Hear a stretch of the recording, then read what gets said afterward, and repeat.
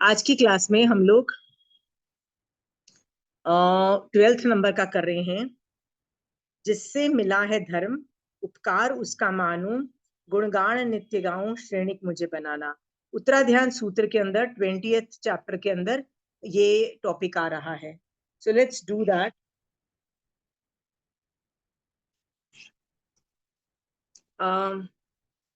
20th chapter के अंदर जिसके अंदर ये टॉपिक आ रहा है, वेट।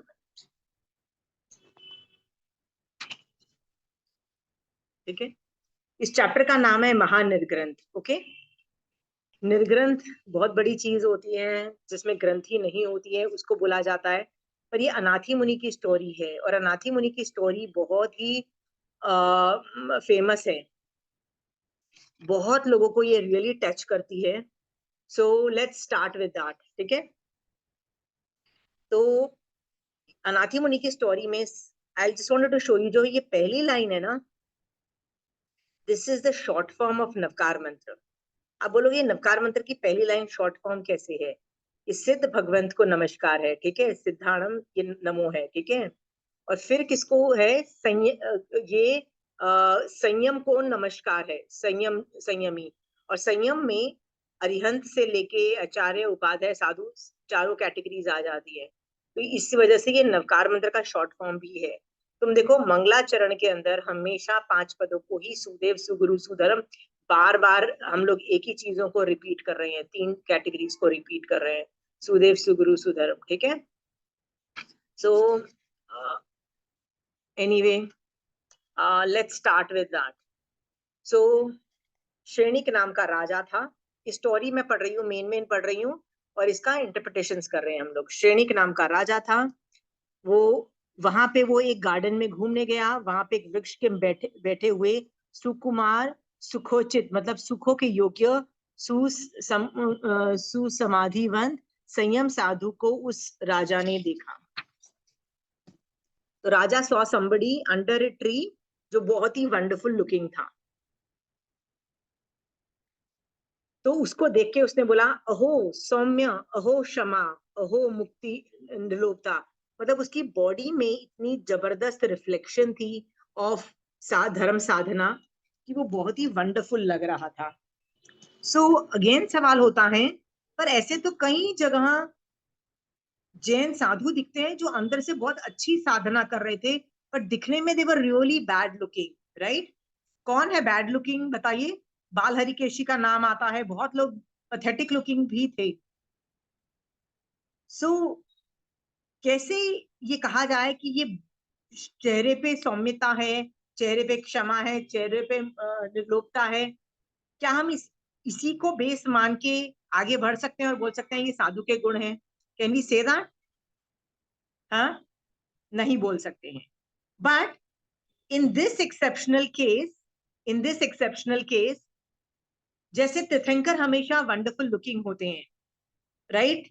जैसे शलाढ्य पुरुष हमेशा वंडरफुल लुकिंग होते हैं, वैसे भी कई कई साधु, यदि पुण्य प्रकृति का प्रगाढ़ उदय होने की वजह से उनमें ये फेस रेडिएंट होता है, उनकी बॉडी रेडिएंट होती है, उनका बॉडी बोलता है, मतलब उनकी चीजें बोलती हैं।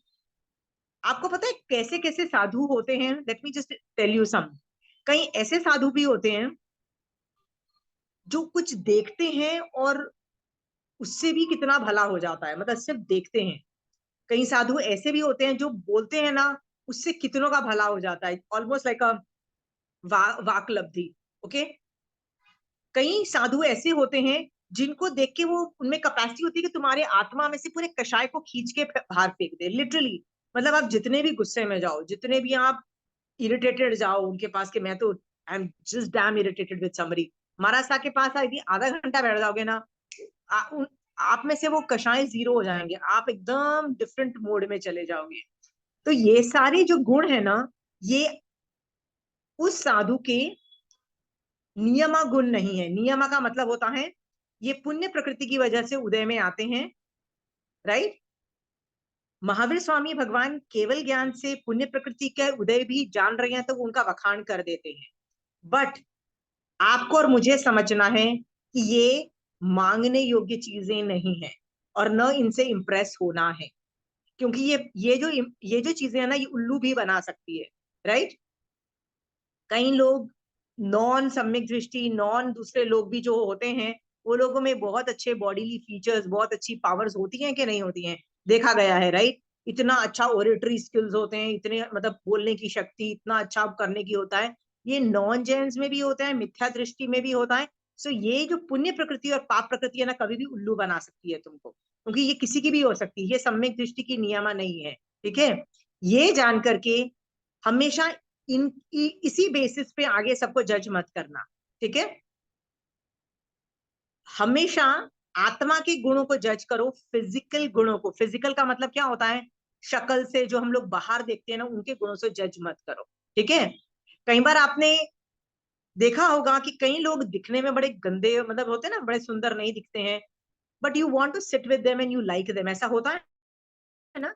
And there are so many people जो एक्चुअली उल्टे होते हैं, दिखने में इतने ब्यूटीफुल होते हैं, बट समहाउ आप उनके साथ बैठोगे ना, वो जिंदगी खराब कर देते हैं तुम्हारी, मतलब फुल डे खराब हो जाता है तुम्हारा। होता है कि नहीं होता है? सेम गोज विद साधु, तो इससे इंप्रेस मत होना। बट इन दिस केस, इस साधु भगवंत के एक्स्ट्रा ऑर्डिनरी पुण्य का उदय था, ठीक है। और पुण्य के उदय की वजह से ये सब चीजें हैं, तो मैं आपको दोनों तरीके से समझा रही हूँ।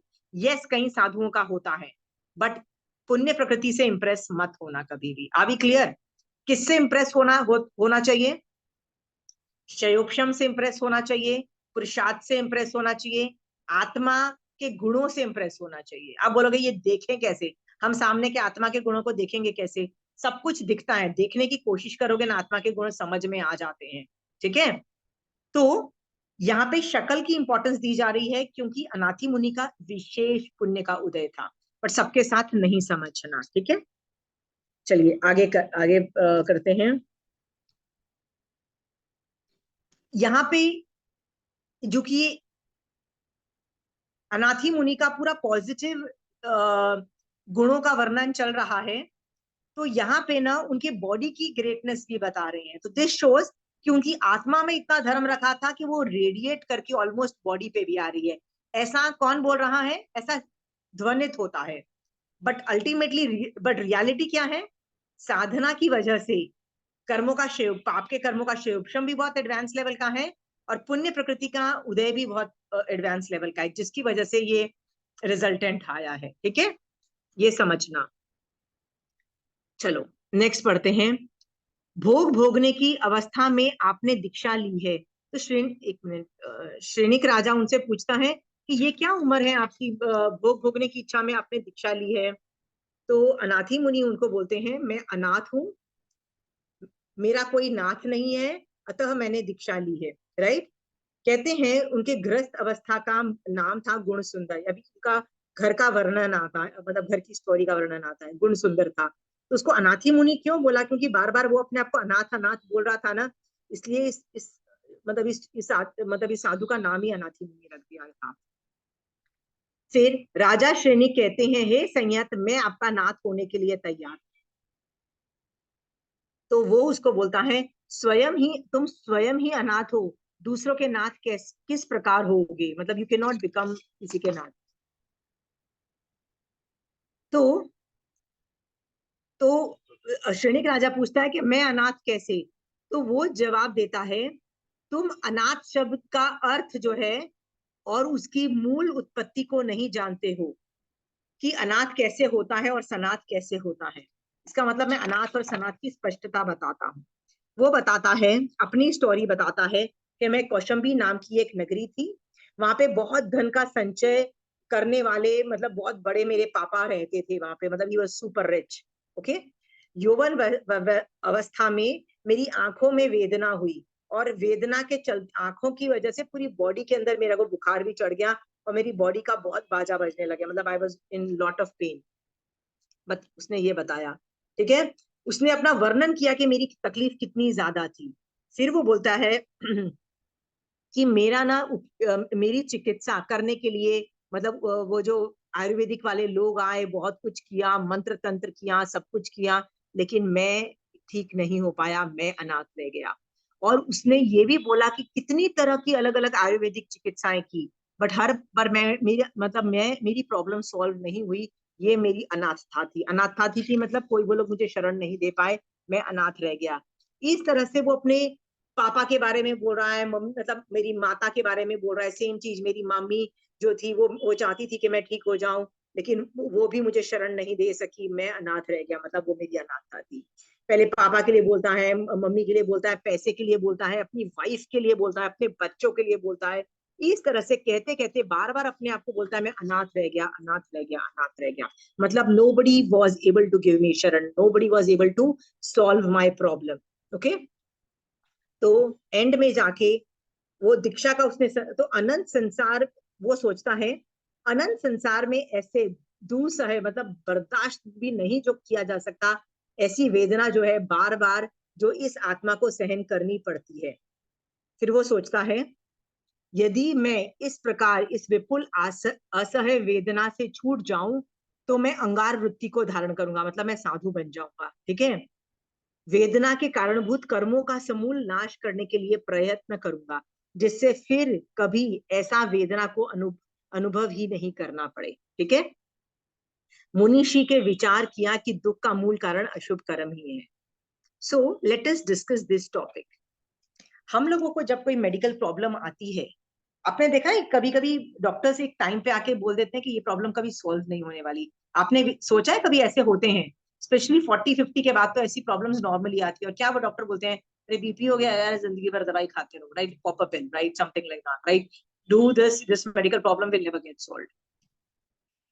यदि वो प्रॉब्लम हमारी जिंदगी थोड़ी ज्यादा खराब कर रही होती है ना, तकलीफ देती है ना, सो हम लोग क्या करते हैं, डिप्रेशन में जाते हैं। Don't we go into sadness, depression, to a level we think अरे यार इससे तो मर जाना अच्छा है ना। क्या इस आदमी ने ये सोचा? कैसे सोचा? क्योंकि जैन धर्म में एक ही कारण बताया दुख का। क्या कारण बताया? कर्म थियरी। कर्म थियरी की वजह से ही हमको दुख होते हैं। ठीक है, तो उसने क्या बोला कि यार मैंने ये पहली बार वेदना नहीं भई है, अगले भावों पिछले भावों में 50 बार मैंने किया, और अब फ्यूचर में भी करूंगा, तो मैं इसका समूल नाश कर देता हूँ। और ऐसा करने के लिए मुझे दीक्षा लेनी पड़ेगी, मैं दीक्षा ले लूंगा सुबह उठ के। ठीक है, याद है हमने ठाणांग सूत्र ठाण 3 में देखा था कि जब हम 3 मनोरथ का चिंतन करते हैं ना, वो 3 मनोरथ में भी ये वाला जो दीक्षा लेने के जो है ना, वो सेकंड नंबर का है मनोरथ। जब जब हम ये 3 मनोरथ का चिंतन करते हैं ना, हमारी आत्मा से महान निर्जरा होती है और महापर्यवसन होता है, मतलब शुभ प्रकृति जो सब कुछ पॉजिटिव क्रिएट होता है। ये हमने देख चुके हैं ना, राइट। बट याद रखना ये 3 मनोरथ बोलने की चीज नहीं है, फील करने की चीज है। योर आत्मा नीड्स टू फील दैट। जैसे इस वक्त वो फील कर रहा है कि यार I am fed up of this pain problems, right, all because I am fed up of my own karma, I need to destroy my karma. ऐसा किसने सोचा था? ऐसे बहुत लोग सोचते हैं। सीता ने भी यही सोचा था। सीता को थी तो वो राजकुमारी, मतलब राजा की बेटी थी। शादी होके लोगों को क्या लगता है, भैया एक हम राजा के बेटे के साथ कर रहे हैं तो ऑब्वियसली फ्यूचर में ये रानी बनेगी। But look at her life. पहले जब रानी बने नहीं बने, कहा रानी बनने से पहले ही 14 साल का वनवास, वहां से आए, मतलब वहां पे भी 10 प्रॉब्लम्स। ठीक है, abductions and God knows, almost life threatening, life मतलब पूरी जिंदगी वहां पे खराब। जब मुश्किल से वापस आए तो अगेन लोगों ने इल्जाम लगाया, फिर अगेन वापस जंगल में, तब तो प्रेगनेंसी भी थी। ठीक है, like people didn't know but had to go to the jungle again. भैया तुम रानी बन के कितना दिन एंजॉय किया तुमने, फिर से you are in the jungle ना। ठीक है, तो इंजॉयमेंट किसी को नहीं मिल रही है, सबकी लाइफ खराब ही हो रही है। फिर जंगल में जाओ और दोनों बच्चों को पाला उसने। जब बड़े हुए और बच्चों की मुलाकात राम से होती है, तो सीता, वो लोग बोलते हैं Sita please come back to the country, मतलब वापस आ जाओ। तो वो क्या बोलती है? I am fed up of my karma, I am fed up of my karma. She is not saying I am fed up of you people, I am not fed up of the situation, I am not fed up of the circumstances. आप किससे fed up हो? कभी यदि आप अपने ही कर्मों से fed up होगे ना, तो आपकी आत्मा से आवाज निकालेगा मुझे ये कर्म खपाने हैं, उसके लिए मैं व्रत अंगीकार करना चालू करूँ, मुझे तपस्याएं करनी चाहिए, पौषध करनी चाहिए, जितनी धर्म ध्यान करना चाहो करो। आप में एंथुजियाज्म आएगा समय के करने की, वरना क्या होगा? 5 सालों से वही 2 समाय कर रहे हो, सुबह उठते हो 2 समाय करते हो और लगता है अरे मैं तो बहुत धर्म कर रही हूँ। ऐसी तो हालत नहीं है ना आपकी। हाँ, यदि ऐसी हालत बन गई है कि रोज सुबह उठते 2 समय का लगता है अरे मैं तो बहुत अच्छा धर्म कर रही हूँ और ऐसे मोक्ष चले जाओगे, याद रखना एक कषाय का झोंका आएगा ना, वो आपका इतने कर्म बंद करवा के आपको 7वीं नरक में भी ले जाने की कैपेसिटी रखता है। इसलिए बेटर है टारगेट 3rd भव में मुझे मोक्ष जाना है, ये सोच के करके क्या करोगे आप, मैक्सिमम धर्म साधना करो जैसे ये कर रहा है और एक ही ध्येय से। जैसे अनाथी मुनि के ढेर सारे कर्म उसके ऊपर चिपके हुए थे और उसने सोच लिया मुझे कर्म हटाने हैं। आपके ऊपर कितने चिपके हुए हैं, आपके ऊपर कितने चिपके हैं, ढेर सारे। हाँ, यदि 2 समय के करते करते यदि जाओगे ना तो अनंत भव लग जाएंगे जिस तरह से आप जा रहे हो। यदि पाप नहीं करोगे ना तो भी अनंत भव में निकल जाओगे, पर अनंत भव लगेंगे यदि पाप नहीं करोगे तो। और याद रखना 2 समय करते हो, बाकी 22 आवर्स क्या करते हो, 22 घंटे क्या करते हो, पाप करते हो, कर्म बंद करते हो, तो वो भी आपका भला नहीं होने वाला। ये सोच करके ना इस लेवल के भाव खींचो। क्या खींचने हैं, हाँ, क्या भाव खींचने हैं, मुझे ये सारे कर्म 100% निकाल क्षय करने हैं, क्षय उपशम तो छोड़ो, राइट, मुझे क्या करने हैं, क्षय करने हैं। और क्षय करने के लिए मुझे क्या करना है, धर्म, जो भी श्रावक पने में मैं बहुत हाई लेवल का चारित्र चली जाऊं, राइट। श्रावक पने के अंदर बड़े बड़े श्रावक भी हैं और हम जैसे श्रावक भी हैं, आप अपना लेवल बढ़ा सकते हो, कम कर सकते हो। तो ये सोच करके आज के बाद ये 3 मनोरथ आत्मा से निकलने चाहिए आपके। समझ में आ रहा है, आत्मा की आवाज होनी चाहिए। मीरा जी आपकी कभी आत्मा की आवाज हुई है यार कर्मों को हटाऊं यार बस हो गई है मेरी, राइट, निकलती है ये आवाज। और यदि निकलती है ना तो इसको और पुष्ट बनाओ, यही आपकी निर्जरा करती है। एक और चीज भी आपको बोलनी थी। चलो ये नेक्स्ट लाइन पढ़ के विल डिस्कस दिस।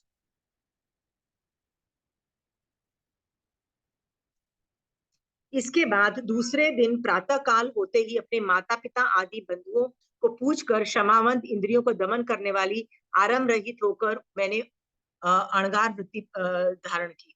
पहले ना वो आ जाता है कि उसकी, सॉरी मैंने पहली स्टैंजा भूल गई पढ़ना। इस प्रकार विचार करके मैं सो गया, ज्यों ज्यों रात्रि व्यतीत होती गई त्यों त्यों मेरी वेदना भी क्षीण होती गई और मैं निरोग हो गया। निरोग होने पे इसने सुबह ही क्या बोला, मैं दीक्षा लेना चाहता हूँ, अपने मम्मी पापा से पूछा। तो मम्मी पापा ने दीक्षा अंगीकार करने पर मैंने, अच्छा ठीक है, let us just discuss this much first. Again मेरे आपके सवाल हैं।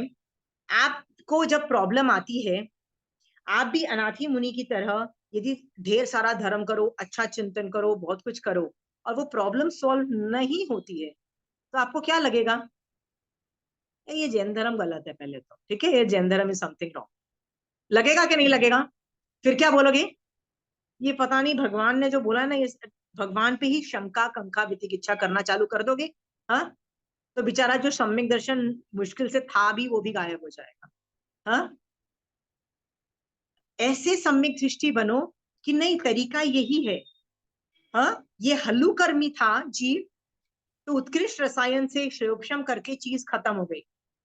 आप में यदि कर्म ज्यादा गाढ़े होंगे, हल्लुकर्मी नहीं होंगे, गाढ़े कर्म होंगे, तो कई बार वो धर्म साधना से नहीं क्षयोक्षम होता उनका और आदमी को इफेक्ट रहता है।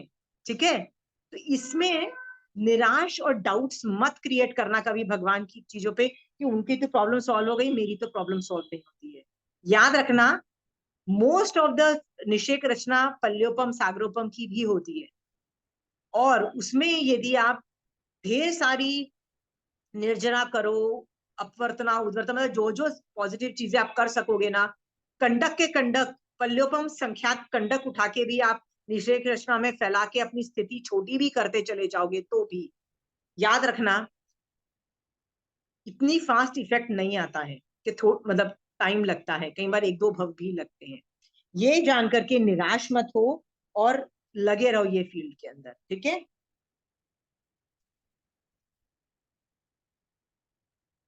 जब जब इसकी सुबह सुबह वेदना क्यों खत्म हो गई थी, मैंने आपको बोला साधु बनने की भावना या मैं आरंभ परिग्रह कम करूं, ये भावनाएं जो होती है ना, ये महान निर्जरा करती है।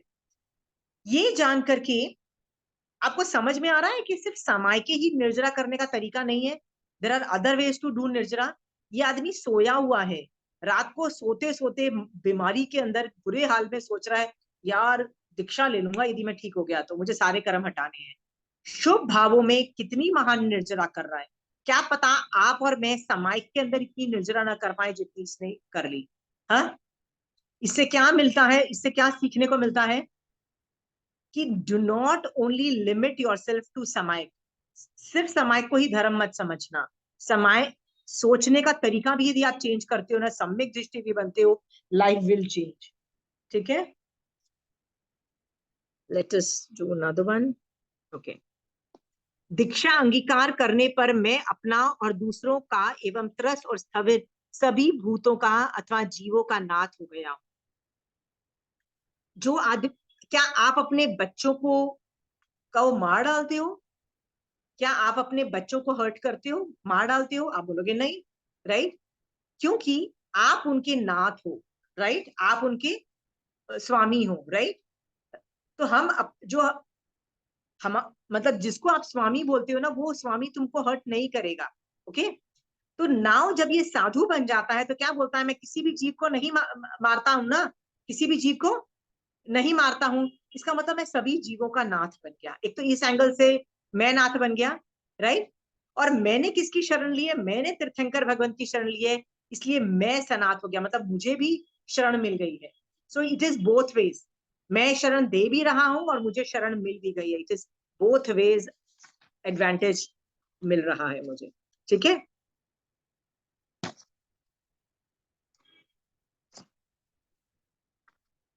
आत्मा को हिंसादि के कुपथ पर चलने पर वही शत्रु बनकर अनाथ हो जाती है। मतलब सबसे बड़ा दुश्मन कौन है? तो कहते हैं जो आत्मा तुम्हें कर्मों से लिप्त कराए ना, वही सबसे बड़ी वो आत्मा, वो तुम्हारी आत्मा ही शत्रु है। और कौन सी सब सुपथ पे चलने वाला, वही मित्र, वही आत्मा मित्र बन जाती है और सनाथ बना देती है। ठीक है, फिर उसने वर्णन करता है सनातता के पथ पे भी अनाथ कौन। मतलब कोई दीक्षा लेके भी यदि नहीं पाले, उसको तीर्थंकर की आज्ञा से नहीं पाले, तो वो भी अनाथ की तरह ही है। ऐसा वर्णन 2-3 पेजों में वर्णन आ रहा है, राइट है? इसका मतलब आत्मा को कलेशित करके भी निश्चय से संसार से पार नहीं हो सकता। मतलब द्रव्य साधु जो बनता है, वो मोक्ष में जाने का मतलब फायदा नहीं उठा पाता है। ठीक है, तो यहाँ पे it's not only diksha, it is diksha लेके पालना है तुमको, जैसे तीर्थंकर भगवंत ने बोला। ठीक है, फिर वो बोलता है जिस प्रकार पिए हुए कटु कालकूट नामक विष प्राणी को नाश कर देता है, और जिस प्रकार उल्टा पकड़ा हुआ शस्त्र अपना ही घात करता है, उसी प्रकार शब्दादि विषयों से युक्त हुआ ये धर्म भी द्रव्यलिंग साधु का विनाश कर देता है, अथवा वे नरक आदि दुर्गतियों के दुख भुगते रहते हैं।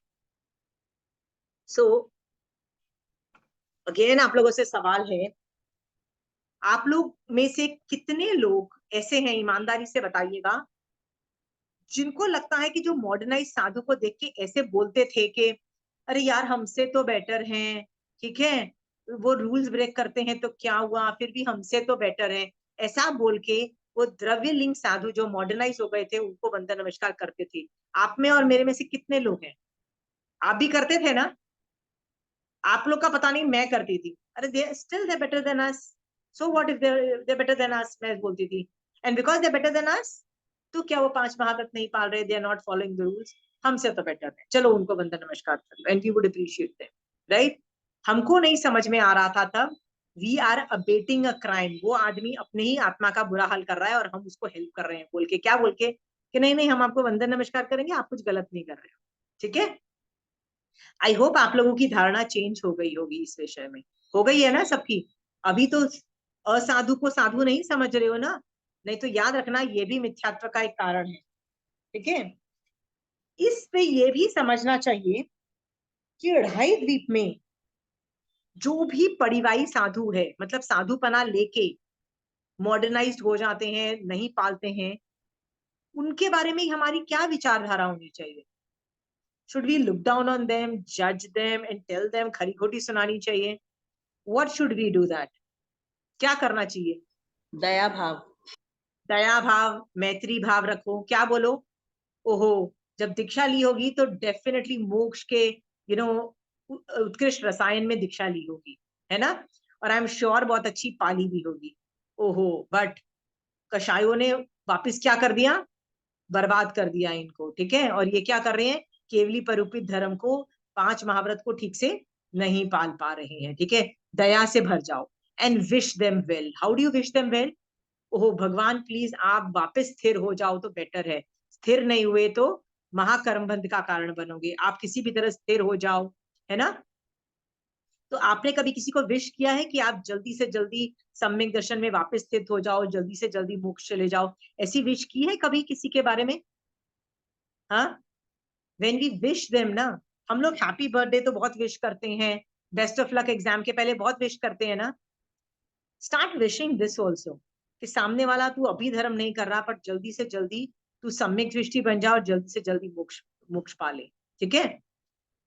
आपको अपने बच्चों को बेस्ट ऑफ तलक तब बोलते हो जब एग्जाम है, but Pooja can we not say that even now, कि मेरे बच्चों को जाते जाते कि बस ये सम्यक दृष्टि बन जाए और जल्दी से जल्दी मोक्ष में निकल जाए। विश देम वेल, सभी जनों को विश देम वेल, ठीक है?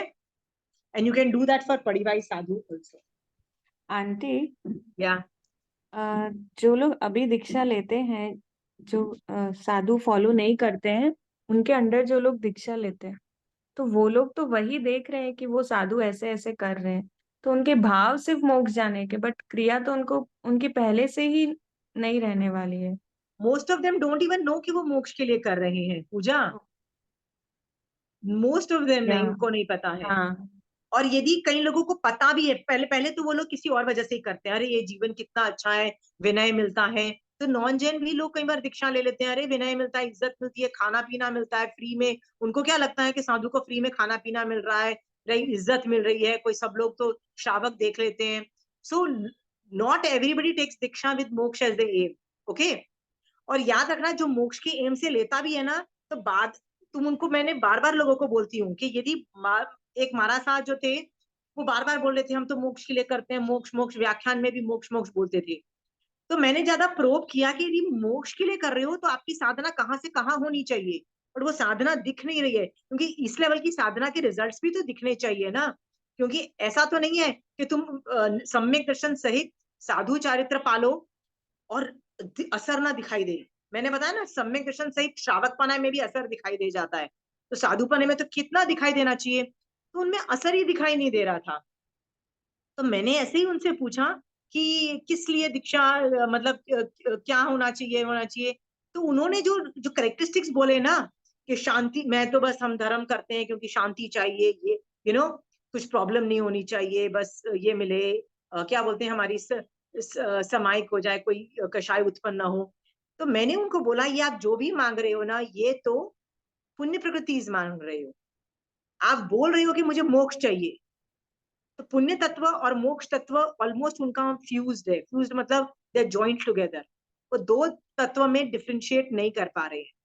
मैंने क्लासेस जब पुण्य तत्व की पढ़ाई थी ना, तो पुण्य तत्व को मैंने मोक्ष तत्व का ऑपोजिट बोला था। लोगों को क्या लगता है, पुण्य और पाप ऑपोजिट है, पर पुण्य जो है ना, पुण्य एक दूसरी डायरेक्शन में लेके जाता है तुमको। किस डायरेक्शन में लेके जाता है? संसार में रखता है। और मोक्ष तत्व जो है ना, वो संसार से मतलब रिपेल करके तुमको मोक्ष की तरफ ले जाता है। वो दोनों ऑपोजिट्स हैं, याद रखना। हाँ, सो पूजा, तुमको लग रहा है कि लोग मोक्ष के लिए करते हैं, आई am very sorry, most of them don't do it for मोक्ष का रीजन। तुम उनको प्रोब करो, जितना डीप में प्रोब करो। तुम देखो कितने लोगों के साथ, कई बार तो पहले देवलोक के इंद्र भी आके, या कितने लोग जाके, जैसे श्री कृष्ण वासुदेव भी जाके उनकी टेस्टिंग करते हैं। टेस्टिंग का मतलब क्या है? हम देख रहे हैं तुम्हारा वैराग्य ठीक है कि नहीं है, राइट? हम अगली चैप्टर में वो भी देखेंगे। तो तुम भी पूजा टेस्ट कर सकती हो किसी साधु को, क्यों नहीं कर सकती हो? तुम कोई महाराज साहब के पास जाते हो, देखते हो बहुत अच्छा साधुपना पाल रहे हैं, वंदन नमस्कार करके उनकी उपासना करो। उसके बाद क्या करो? उनको उनको टेस्ट कर सकते हो, जानने के लिए क्या ये मोक्ष के लिए ही कर रहे हैं, क्या इनको सचमुच संसार से विरक्ति है, क्या इनको पुण्य की डिमांड तो नहीं है कहीं से, ये सब प्रोब करो। तुम पूजा, और यदि वो नहीं कर रहे ना, तुम उनको धर्म में स्थित भी कर सकती हो, उनको सिखाओ कि कैसे punya is different and you should not be asking for that, right puja? Got the point? या बहुत कम लोग, सम्यक दृष्टि साधु कितने हैं तुम देखो, पता है तुमको? जितने साधु दिख रहे हैं उसमें से सम्यक दृष्टि साधु बहुत कम फ्रैक्शन में है, ठीक है?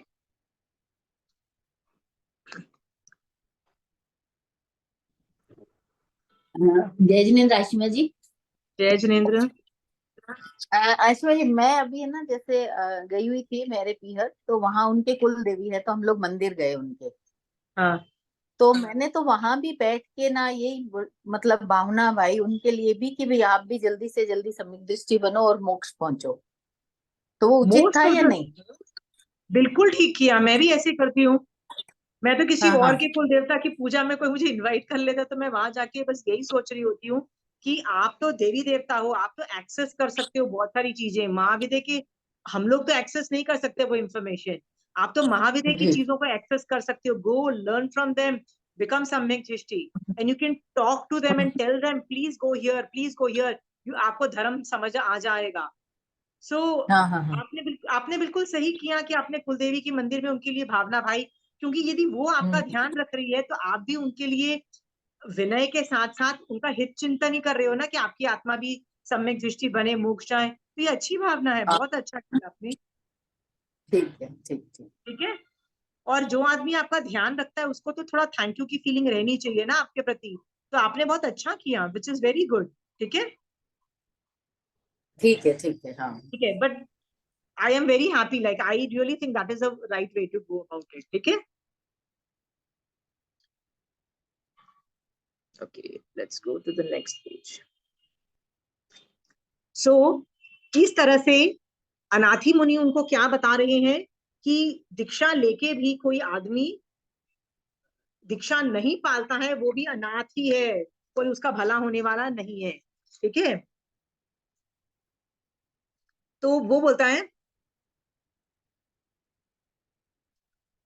है महानिर्ग्रंथ के मार्ग का अनुसरण करने से मोक्ष स्थान की प्राप्ति हो जाती है। इस तरह से वो पूरा कंक्लूड करता है, अनाथी मुनि श्रेणिक राजा को बोलता है। Shrenik Raja is now very happy with this information. तो मुनि के उपदेश से संतुष्ट एवं प्रसन्न हुए श्रेणिक राजा दोनों हाथ जोड़कर अपनी अनाथता का यथार्थ स्वरूप मुझे भली प्रकार से समझाया है, इस तरह से कहते हुए थैंक यू की फीलिंग से बहुत बहुत थैंक यू दे रहे हैं। ठीक है। हे महाभाग, आप अनाथों के नाथ हो। Look at the language, flowery language. Okay.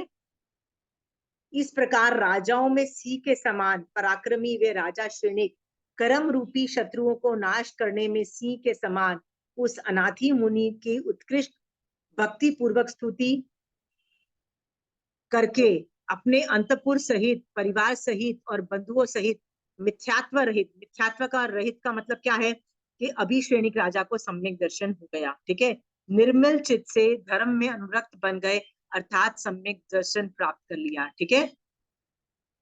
Again, पहले तो भाषा देखो, उसने अपने गुरु के लिए क्या बोल रहा है, सिंह के समान अनाथी। हाँ, और कितना कृतज्ञता है, थैंक यू की फीलिंग है। क्या आपको भी, जिसने आपको धर्म दिया है, जिससे आपने धर्म सीखा है, जिसने आपको जैन धर्म में और हेल्प की आगे बढ़ने में, क्या आप भी उनकी प्रशंसा करते हो? हाँ, आपको लगेगा कि ठीक है, मेरी मदद की तो क्या हुआ, उनकी भी तो निर्जरा हुई ना।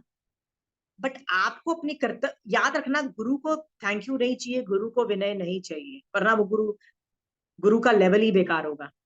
उनको नहीं चाहिए, बट आप जब विनय करते हो, थैंक यू की फीलिंग लाते हो आपकी निर्जरा के लिए, तो आपको करना चाहिए। लाइक आई एम ऑलवेज, मेरे को सबसे पहले ज्ञान धर्म सिखाने वाली एक ज्ञानगंज की एक साध्वी थी, संजू लता ji Maharaj Sahab. I am so thankful, not a day passes by जब मैं उनका एक नाम एक बार तो कहीं ना कहीं फ्लैश हो ही जाता है, राइट। संजू लता जी महाराज साहब, wow, she help me, right. पहली बार तो लगा ही नहीं, एंड आई वाज, जब मैं उनको पहली बार मिली थी ना, I was not even nice to them.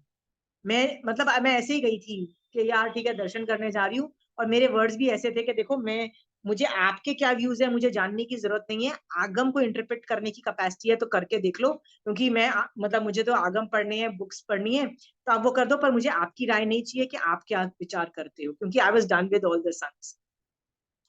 और आपको पता है वो मारासा ने मुझे 2 दिन, वो विहार करके जाने वाले थे, 2 दिन अपना शेड्यूल चेंज करके वहीं बैठ के पूरा धर्म सिखाया।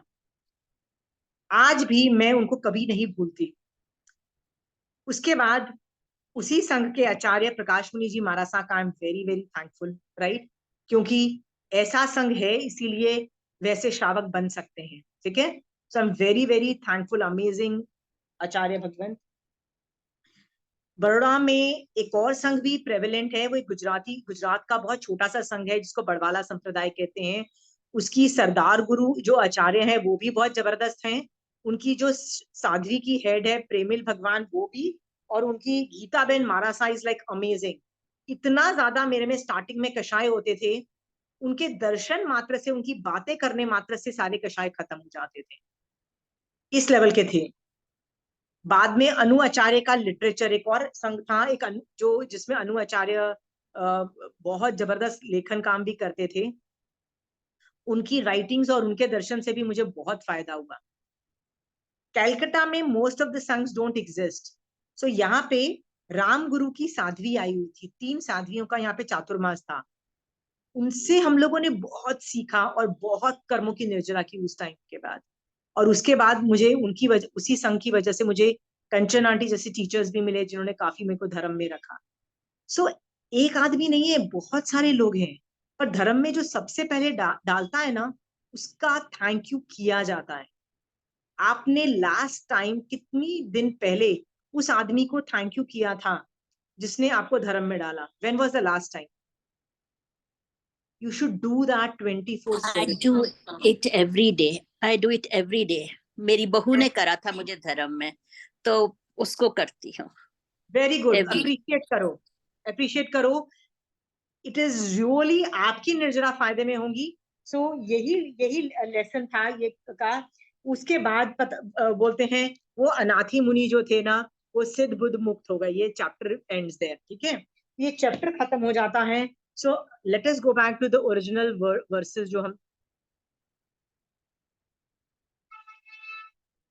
जो हमने लाइंस पढ़ी थी।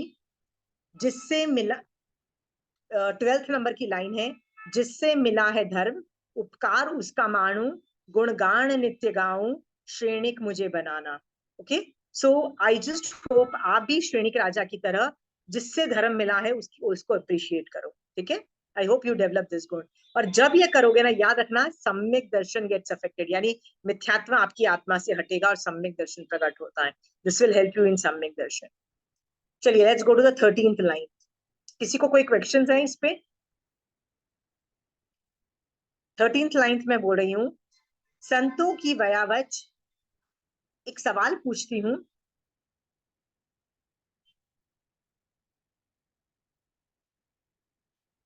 इन my case that person was a sadhu. इन श्रेणिक राजा के वक्त भी अनाथी मुनि वॉज अ साधु, तो उनको अप्रिशिएट करना बहुत आसान है क्योंकि वो तो है ही वैसे ही सुदेव सुगुरु सुधर्म को क्वालिफाई करते हैं, तो आप समझ नहीं आता।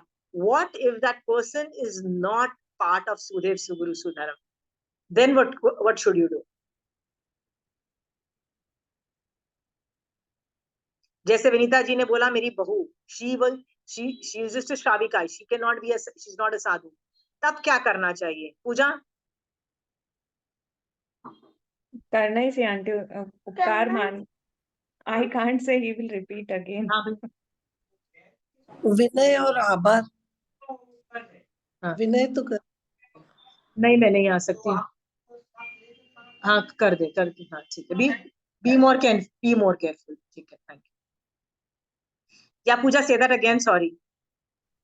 आंटी हमें उपकार मानना चाहिए। My son will not allow me to speak. हाँ बोलो बोलो बोलो, बट नहीं, मेरा सवाल था कि श्रावक के लिए करना चाहिए कि नहीं करना चाहिए उपकार? हाँ करना चाहिए, हम भी तो आपके लिए करते हैं आंटी, क्योंकि स्टार्टिंग में हम लोग थे थोड़े धर्म में, बट जो राइट वे है धर्म करने का, तो वो तो पूजा आप ही हाँ, से सीखा आंटी। पता है क्यों करना चाहिए? क्योंकि श्रावक की भी पदवी है, साधु की यदि पदवी है, ये सम्यक दर्शन में सुदेव सुगुरु सुधर्म आता है, बट हम लोग यदि सुपात्र दान में साधु के लिए, श्रावक के लिए भी तो करते हैं ना, स्वधर्मी सेवा को भी तो हम मतलब वयावच की मतलब 12वां अतिथि संविभाग जो व्रत करते हैं ना, उसके अंतर्गत लेते हैं ना। याद है आप उपाश्रय में पैसा देते हो, जहाँ पे वो लंच ऑर्गेनाइज करते हैं संडे के संडे, वो होता है ना जिससे लोग आके मारासा के पास ज्यादा रह सके, तो उसमें भी तो वो चतुर्वेद संघ में श्रावक भी के, आते हैं ना श्रावक। हाँ, चतुर्वेद संघ में भी आते हैं ना श्रावक, हाँ बाहर से भी इसीलिए। तो आते हैं, तो that falls under the category of 12वां व्रत। वैसे ही विनय के अंदर भी श्रावक की भी एक पदवी है, याद रखना, और वो उसका भी विनय यथा योग्य होना चाहिए। And there is nothing wrong. आपको लगेगा अरे श्रावक है, सुदेव सुगुरु सुधर्म में नहीं आता, हम क्या करें, डजंट मैटर, उसकी भी एक पदवी है, वो क्वालिफाई कर जाता है, ठीक है। और याद रखना, यदि नॉन जैन टॉपिक्स होते हैं, नॉन जैन का मतलब ये होता है आप ड्राइंग में आप बहुत अच्छे हो, सब ड्राइंग के जो टीचर की आप रिस्पेक्ट करोगे, तो वहां पे भी ज्ञानावंडी कर्म का शयोपशम होगा ना, राइट। आप यदि बहुत अच्छा खाना बनाते हो, तो जो आप जिस किसी और का विनय, जिसे सीखते हो उसका विनय करोगे, तो आपको खाना बनाने में शयोपशम होगा, राइट। पर जैन धर्म में करने से सिर्फ ज्ञानावंडी कर्म का शयोपशम नहीं होता है, मिथ्यात्व का शयोपशम होता है। ये बहुत बड़ा एडवांटेज होता है, डिफरेंस बिटवीन जैन धर्म का और दूसरे दूसरे चीजों, दूसरे लोगों, दूसरे चीजों का विनय करने में। ये दोनों विनय का समझ में आ रहा है? हाँ। सो मान लो मैं मैथ्स की टीचर का विनय करूंगी, तो मुझे मैथ्स का ज्ञानावंडनीय कर्म का शयोपशम होगा, ओके। बट मैं जैन धर्म के रिलेटेड करूंगी ना, तो मेरा मिथ्यात्व का शयोपशम होगा। ज्ञान की हमको टेंशन नहीं है, ज्ञान छोड़ो, सम्यक दर्शन का करवा दो भैया, मिथ्यात्व हटाओ, ठीक है। हाँ, ओके।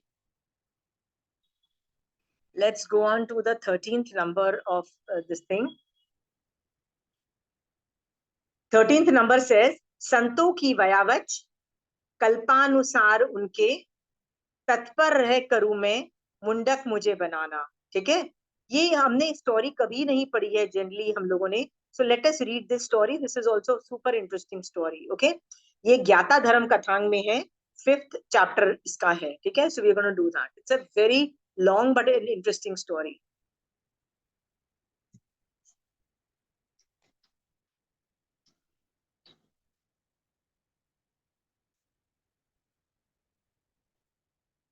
इसमें इतने सारे पहलू हैं, इतने सारे एस्पेक्ट्स हैं कि मजा आ जाएगा आपको, ठीक है।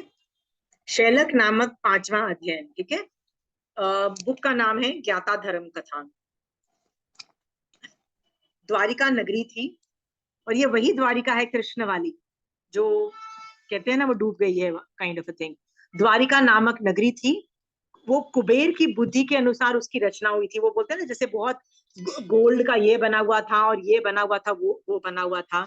रेवतक पर्वत था, वहां पे श्री कृष्ण वासुदेव वहां पे क्या करते थे, वहां के राजा थे, वहां पे 3 खंड के राजा थे। द्वारिका नगरी के राजा कृष्ण वासुदेव निवास करते थे, ठीक है।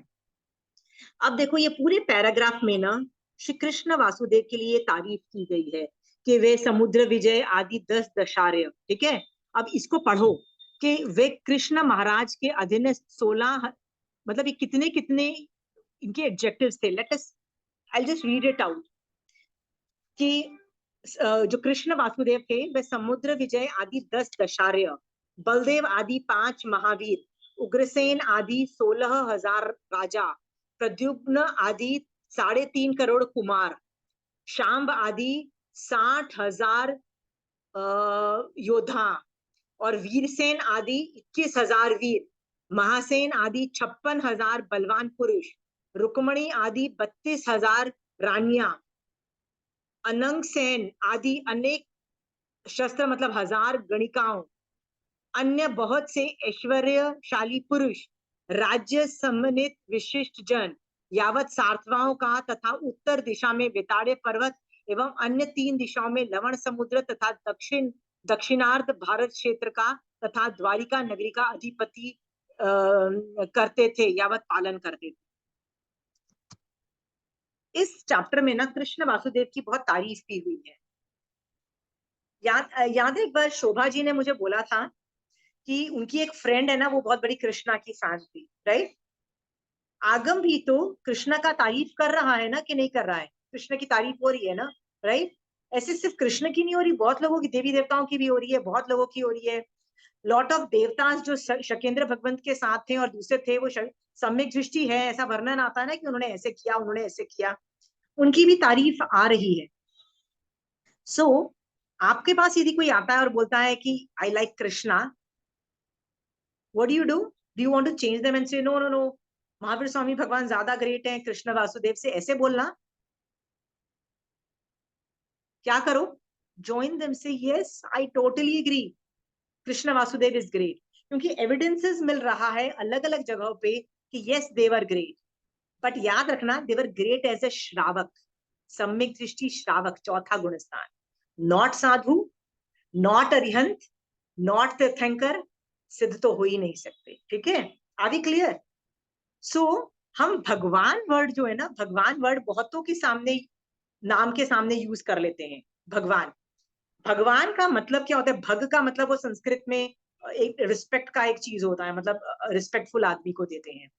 तो अरिहंत सिद्ध के लिए भी यूज होना जरूरी नहीं है, ये देवलोक देवगति नामकरण के उदय से जो देवी देवता है के लिए भी यूज हुआ है। ठीक है, ये शलाध्य पुरुष के लिए भी यूज होता है, ये वर्ड शलाध्य पुरुष में कृष्ण वासुदेव है। इस तरह से बहुत लोगों की वजह से भगवान वर्ड यूज होता है, और आपको इनकी तारीफ आप आराम से कर सकते हो। Are we clear here? Because Agam is, मैंने आपको जस्ट प्रूफ दिया कि आगम उनकी तारीफ कर रहा है, मैं तारीफ नहीं कर रही, राइट? आगम में तारीफ कौन कर रहा है? तीर्थंकर भगवंत कर रहे हैं ना। हाँ, तीर्थंकर गणधर भगवंत ने जो मतलब उसको रिकॉर्ड किया, वो लोग अप्रिशिएट कर रहे हैं ना, वो कर सकते हैं तो हम भी डेफिनेटली कर सकते हैं, क्योंकि उनके गुणों का तारीफ यदि है, तारीफ योग्य है, तो क्यों नहीं तारीफ किया जाए, राइट? बस ये याद रखना है कि चौथा गुण स्थान की तारीफ हो रही है, छठे गुण स्थान की तारीफ नहीं हो रही है, राइट? तीर्थंकर की तारीफ नहीं हो रही है, दोनों को सेम नहीं समझना है, जो जैसा है वैसे समझना। साधु को साधु समझना है, तीर्थंकर को तीर्थंकर समझना है, सबको अलग अलग तरीके से समझना है। Are we very clear? जो जैसा है वैसे उसकी तारीफ करोगे ना, सम्यक दर्शन टिकता है। ठीक है, जैसे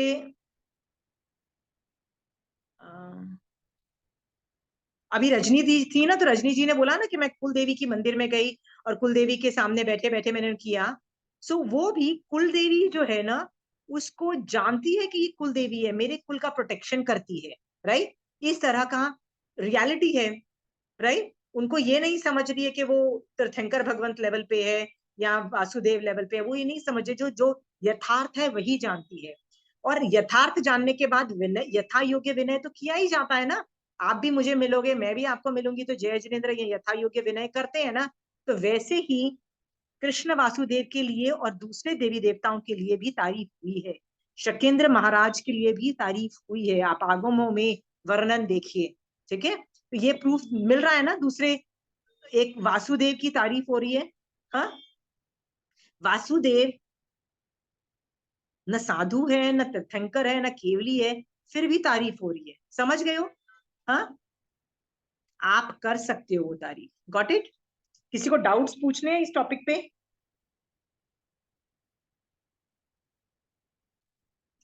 चलिए फिर विल मूव फॉरवर्ड।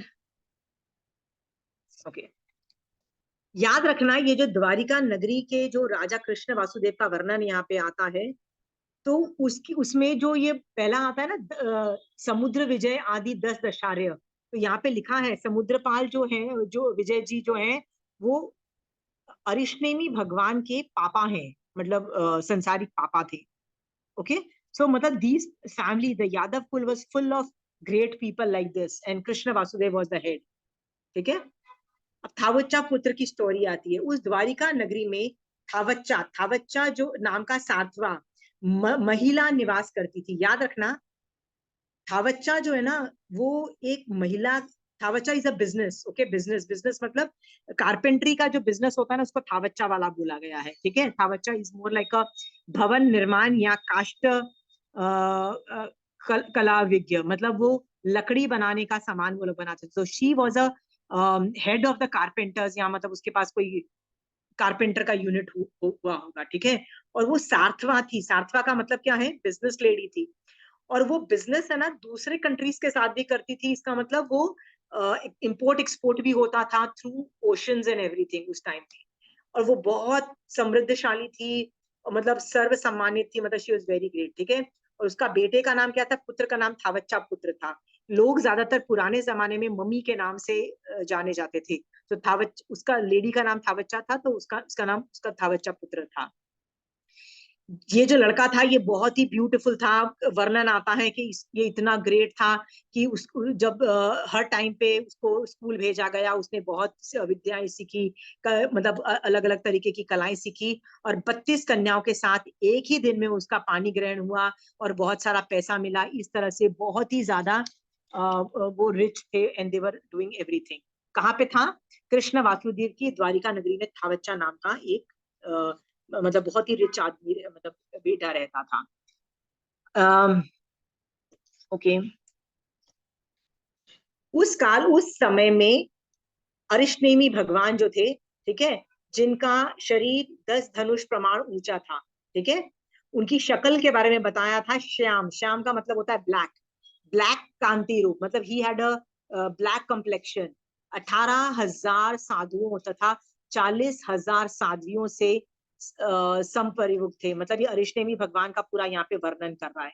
सो ये पैराग्राफ करते करते आप हमेशा तो महावीर स्वामी भगवान को वंदन नमस्कार करते हो, ये पैराग्राफ करते करते ढेर सारा अरिष्टेमी भगवान के प्रति विनय लाओ। सारा काम छोड़ दो, आपको अगला पैराग्राफ पढ़ने की जरूरत ही नहीं है। यहाँ पे अरिष्टेमी भगवान का कितना ब्यूटीफुल वर्णन है, पूरा डिटेल में पढ़ो और आपको लगेगा कि आप अरिष्टेमी भगवान को एक्चुअली आगम की वाणी से आप देख सकते हो। इसको बोलते हैं ना कि ज्ञान ज्ञान चक्षु से आप उनको देख सकते हो, ठीक है। सो यहाँ पे ढेर सारा उनका विनय कर सकते हो।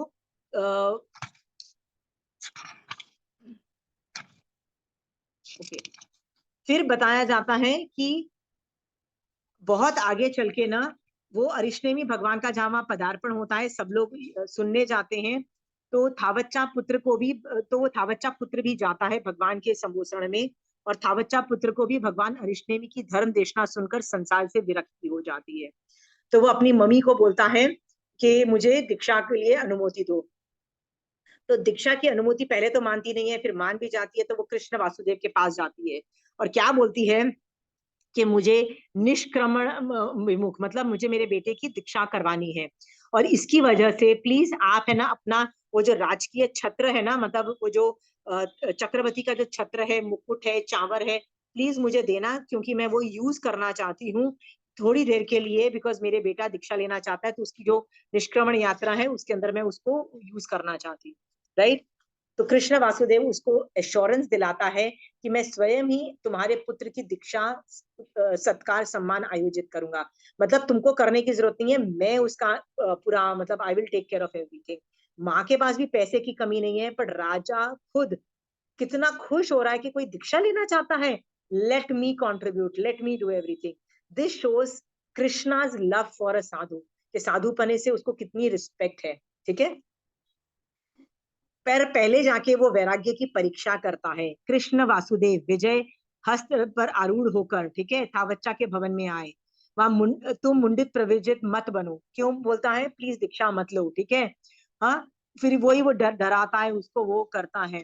तो कृष्ण वासुदेव का परितोष, तो वो जवाब में वो क्या बोलता है, थावच्चा पुत्र, वासुदेव कृष्ण द्वारा यूं कहे जाने पर थावच्चा पुत्र उनसे बोले, देवानुप्रिय, यदि आप मेरे जीवन का अंत करने के लिए आती हुई मृत्यु को, शरीर के रूप को विकृत करने वाली तथा क्षण क्षण क्षीण करने वाली वृद्धावस्था को मिटा सके, तो मैं आपकी भुजाओं की छत्र छाया में रहता हुआ विपुल जीवन के भोगों को भोग सकता हूँ। मतलब I will not take diksha, but आप एक काम कर दो, मेरे को बुढ़ापा मत लाने दो, मेरे को मरना नहीं चाहिए, एंड डू एवरीथिंग। सो कृष्ण वासुदेव क्या बोलते हैं, हे दुरतिक्रमणीय, इसका निवारण नहीं हो सकता, मतलब न मौत का निवारण हो सकता है, न बुढ़ापे का निवारण हो सकता है। अत्यंत बलवान देव अथवा दानव भी इन्हें नहीं मिटा सकते। अपनी पूर्वोपार्जित कर्मों का क्षय द्वारा ही इन्हें रोका जा सकता है। ठीक है, सो कृष्ण, इससे ये पता लगता है Krishna Vasudev knew all these answers पहले से। क्या कृष्ण वासुदेव को पता नहीं था ये सब आंसर्स, और जानबूझ के उनकी टेस्टिंग कर रहे थे। ठीक है, अब पता लग गया कि वैराग्य इसका पक्का है, तो कृष्ण वासुदेव ने सेवकों को बुलाया और कहा, देवानुप्रिय जाओ, द्वारिका नगरी में हर जगह ऐलान करो। क्या ऐलान करो? कि थावच्चा पुत्र प्रवृत्त होना चाहता है। ठीक है, तो देखो कितना बड़ा उसकी घोषणा करवा रहे हैं। देवान राजा, युवराज, रानी, इसको बुलाओ, उसको बुलाओ, सबको यावत के आदेश अनुसार सेवक घोषणा कराते हैं। मतलब कितना डिटेल में एक एक चीज को वो देख के दीक्षा का काम करवाते हैं। ठीक है, फिर दीक्षा अभिषेक। थावच्चा पुत्र के प्रति अनुराग के कारण 1000 पुरुष प्रविज्ञा के लिए तैयार हुए। मतलब थावच्चा पुत्र के साथ 1000 people took diksha. Such an amazing thing. एक बच्चा बोलता है मुझे दीक्षा लेनी है, 1000 people are saying we want to do it with them. तो थावच्चा पुत्र सहित उनको स्नान कराया, वस्त्र अलंकार आदि से सुसज्जित किया। वे सब अरहत अरिष्टेमी के पास पहुंचे। ठीक है, यहाँ पे तीर्थंकर भगवंत के पूरा सीन चालू हो जाता है। ओके, भगवान अरिष्टेमी के पास आए, यावत सभी दीक्षार्थियों ने आभरण, माला, अलंकार उतार दिए। थावच्चा पुत्र ने श्वेत वस्त्र से आभरण, माला एवं अलंकार ग्रहण किए। मतलब वो दीक्षा की तैयारी पूरी हो गई है।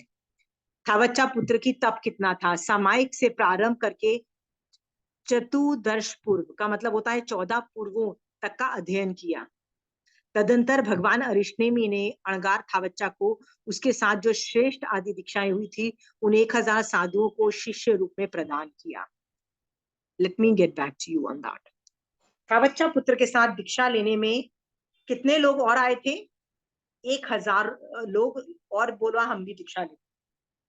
बाद में थावच्चा पुत्र ने 14 पूर्वों का ज्ञान किया, और अरिष्टेमी भगवान ने वो जो 1000 जो स्टूडेंट थे ना उसके साथ दीक्षा, उनको बोला कि आज से थावच्चा पुत्र तुम अलग से भी विचरण करो और तुम इनके हेड हो। मतलब you just have to take care of them, so विहार अलग। 14 पूर्वधर के बारे में आपको क्या मालूम है? हाउ डू आई और यू कैन बिकम 14 पूर्वधर? कौन से कर्म का शिरोक्षम होता है इसमें? ज्ञानावन्य। ज्ञानावन्य का स्पेसिफिक बताओ। मति श्रुत है, इसमें श्रुत है। श्रुत का 100% क्षयोक्षम, क्षय नहीं हुआ है, याद रखना। क्षय क्यों नहीं हुआ है? उस कर्म का क्षय नहीं होता है, वो क्षयोक्षम ही रहता है। ठीक है, तो मति श्रुत का 100% क्षयोक्षम होने से 14 पूर्वों का ज्ञान इस थावच्चा पुत्र को हो गया। जैसे ही इन लोगों में कैपेसिटी आती है ना, तो आगम में अलग अलग तरीके के 14 पूर्वधर थे। कौन कौन थे? जितने भी गणधर होते हैं उनको दृष्टिवाद का ज्ञान होता है ना, वो 14 पूर्व से थोड़ा ज्यादा होता है। बट वो लोग 4 ज्ञान के धारणहार होते हैं, यानी उनको अवधि और मन पर्याय ज्ञान भी होता है। बट कहीं भी वर्ड नियमा वर्ड नहीं है कि जो 14 पूर्वधारी होगा उसको अवधि ज्ञान और मन पर्याय में से या तो दोनों में से एक ज्ञान भी होगा। नियमा नहीं है, हो भी सकता है, नहीं भी हो सकता है। ठीक है, और जितनी और भी लब्धियां भी होती हैं, बट अगेन नियमा नहीं है, भंजना ही है। भंजना मतलब हो भी सकता है, नहीं भी हो सकता है। जैसे वर्णन आता है कि स्थूली भद्र जो 10 पूर्वों के ज्ञाता थे, उनको पूर्वों के ज्ञान से वैक्रिय लब्धि उत्पन्न हो गई थी, है ना? तो 10 पूर्वों में ही वैक्रिय लब्धि उत्पन्न हो गई थी, तो और भी लब्धियां उत्पन्न होंगी, ज्ञान से तो उत्पन्न होगी, बट अगेन नियमा नहीं है, भंजना ही है। तो आप, मुझे नहीं पता थावच्चा पुत्र के पास और कितनी लब्धियां होंगी, पर 14 पूर्वों का ज्ञान है ना, तो जबरदस्त कैपेसिटी लब्धिज होती हैं। मान लो एडवांस लेवल की लब्धिज नहीं होती, छोटी मोटी तो बहुत तरह की लब्धियां होती ही होती हैं। ठीक है, सो नेक्स्ट क्वेश्चन है आप लोगों से, आप में और मेरे में से, इस क्लास में जो बैठे हैं उनमें से किसी को 14 पूर्वों का ज्ञान हुआ हो सकता है पिछले भवों में? शोभा जी? यस, पिछले भवों में हो सकता यस, हो सकता है पिछले बार। पिछले भावों में मुझे और आपको भी देयर इज अ पॉसिबिलिटी कि हमको 14 पूर्वों का ज्ञान हुआ। 14 पूर्वधर कौन सी गलती करने से कहां तक पहुंच जाते हैं, इसका वर्णन आता है कि यदि वो उच्च सूत्र परूपना कर दे गलती से, तो वो कहाँ जाते हैं? वो भी निगोध में जाके उत्पन्न होते हैं। ओके, निगोध में उनकी उत्पत्ति हो जाती है। यानी this is one sentence to prove के उच्च सूत्र परूपना नहीं करनी चाहिए। धर्म नहीं समझ में आता है तो से सॉरी आई डोंट नो धर्म, बट अपने तरीके से मंदगणत बना के जैन धर्म नहीं पेलना चाहिए, क्योंकि तब हम केवली परूपित धर्म की असाधना करना चालू कर देते हैं। ठीक है, 14 पूर्वधर थावच्चा पुत्र बन गए। था क्या? हु वाज थावच्चा पुत्र? अमीर माँ बाप का, बाप भी नहीं था, माँ का अमीर बेटा, जिसकी इतनी सारी कन्याओं के साथ शादी हुई, अमीर आदमी दीक्षा लेता है, 14 पूर्वों का अध्ययन करके 14 पूर्वी बनता है। तो क्या आज 14 पूर्व नहीं है? आज तो सिर्फ 32 आगम ही अवेलेबल है, जितने भी हैं। हम भी आज भी साधना करना चालू करें, हमारे में भी इस लेवल की कैपेसिटी, मतलब आज 32 आगम को आना भी इज इक्वल टू 14 पूर्वों का ज्ञान है ना। तो आप भी बहुश्रुत बन सकते हो। बहुश्रुत 14 पूर्व को क्या बोला जाता है? बहुश्रुत। जितने भी अवेलेबल ज्ञान होता है ना, उस टाइम में उस आदमी को आता है ना, उसको बहुश्रुत बोलते हैं। ठीक है, तो मेरा सवाल है, क्या श्रावक बहुश्रुत हो सकते हैं कि सिर्फ साधु ही बहुश्रुत होते हैं? हाँ, कहाँ प्रूफ है कि श्रावक बहुश्रुत हो सकते हैं? एनीबडी? 10वीं कालिक सूत्र में पहले 3 अध्ययन के अंदर वो किसकी स्टोरी है? रजूला की स्टोरी है। रजूला के नाम के आगे बहुश्रुता वर्ड यूज किया है। बहुश्रुता का मतलब क्या है? वो राजकुमारी है, but she is a bahushruta, मतलब she had command on all the Agams available at that time. ठीक है, श्रावकों का इस लेवल पे कमांड था। Let's come back to any questions किसी को है तो पूछ लीजिए। बहुश्रुता मीन्स जिसको आगम का ज्ञान है बाय हार्ट। हाँ, जिसको उस वक्त अवेलेबल जितना भी ज्ञान होता है ना, उसको आता है, उसको पे कमांड होती है, उसको बहुश्रुता बोलते हैं। तो ज्यादातर है ना, ये किसके नाम के आगे लगता है? जिसको आगम पे कमांड होती है। तो तो अभी अभी भी इस टाइम पे भी जिसको भी आगम का आगम के या ऊपर कंट्रोल और आगम का हाँ, पूरा ज्ञान है, बाय हार्ट आगम आता हो, they are called, they can also be called bahushruta. Actually it's not about heart, by heart की बात नहीं होती है। इट्स उसके मीनिंग आने चाहिए, उसको इंटरप्रेट करने की कैपेसिटीज होनी चाहिए। तो क्योंकि मोस्ट ऑफ द साधुस को आगम्स आते हैं, सो सारे साधुओं को बहुश्रुत के नाम के आगे बहुश्रुत नहीं लगता है। ये उनमें से विरले होते हैं जिनमें बहुत गहन रहस्य और ये सब पिन पॉइंटिंग करने की कैपेसिटी होती है। ठीक है, उनके तो नाम के मतलब आगे पूरा जो 32 आगम समझ के और ज्ञान करके जिसको आता है उसको बहुश्रुत। बहुश्रुत, उसके नाम बहुश्रुत का मतलब होता है जितना भी अवेलेबल ज्ञान है ना, वो 100% आता है। ठीक है, तो अभी 14 पूर्वों का ज्ञान नहीं है, तो 14 पूर्वों का ज्ञान की बात नहीं हो रही है। देखो उपाध्याय, जो प्रतिक्रमण में हम उपाध्याय का वो करते हैं ना, वर्णन, वो ऑलमोस्ट बहुश्रुत लेवल पे ही हो रहा है। उपाध्याय और आचार्य भी मोस्ट ऑफ द टाइम बहुश्रुत होते हैं, उनमें इस लेवल की योग्यता होती है, पर सारे साधुओं में ये कैपेसिटीज नहीं होती है। तो बहुश्रुत में खासकर देखो, एक और आगम है, 4 आगम है जिसको छेद सूत्र बोलते हैं। उनकी कमांड तो बहुत ही कम लोगों में होती है। जैसे हम लोगों को तो इंटरप्रेट करना ही नहीं आता है, वो जो छेद सूत्र है ना, आप वो मुझे बोलो प्लीज पढ़ा दो, मैं बोलूंगी बॉस कुछ नहीं समझ में आता। पढ़ लो, उसमें से 1-2 चीजें समझ में आई, बाकी boss I have no interpretational powers, कुछ आता ही नहीं है, समझ ही नहीं आता क्या हो रहा है क्या नहीं हो रहा है। तो ये कैपेसिटी भी नॉर्मल साधुओं को नहीं होती है, वो 4 छेद सूत्रों की। कंचन आंटी से भी मैंने पूछा था, कंचन आंटी आप मुझे 4 वो छेद सूत्र के बारे में इंटरप्रिटेशंस करवा दो ना, मेरे वो ही नहीं समझ में आते हैं। आंटी कहती even I don't have a command on that. ये सब पता है, ये करते हैं, पर वो कैपेसिटीज बहुत हाई लेवल के साधुओं में होती है, आचार्य लेवल, उपाधि, मतलब बहुत हाई लेवल के साधुओं में। Got it? उनके नाम के आगे बहुश्रुत वर्ड यूज होता है। Very difficult. Anyway, let's go further. थावच्चा पुत्र की तपचर्या। तो हमने ये देखा कि वो 14 पूर्वी भी थे, ठीक है, और उनके पास 1000 स्टूडेंट्स भी थे, जो अरिष्टेमी भगवान ने उनको हैंड ओवर कर दिया और बोला कि तुम अलग से जनपद में विहार करो, मतलब you roam around on your own, ठीक है। अब एक दूसरे राजा की स्टोरी चालू होती है। अब वो स्टोरी खत्म, थावच्चा पुत्र की स्टोरी थोड़ी देर के लिए वेट करते हैं, अभी दूसरी स्टोरी चालू हो गई है। एक और कंट्री में राजा शैलक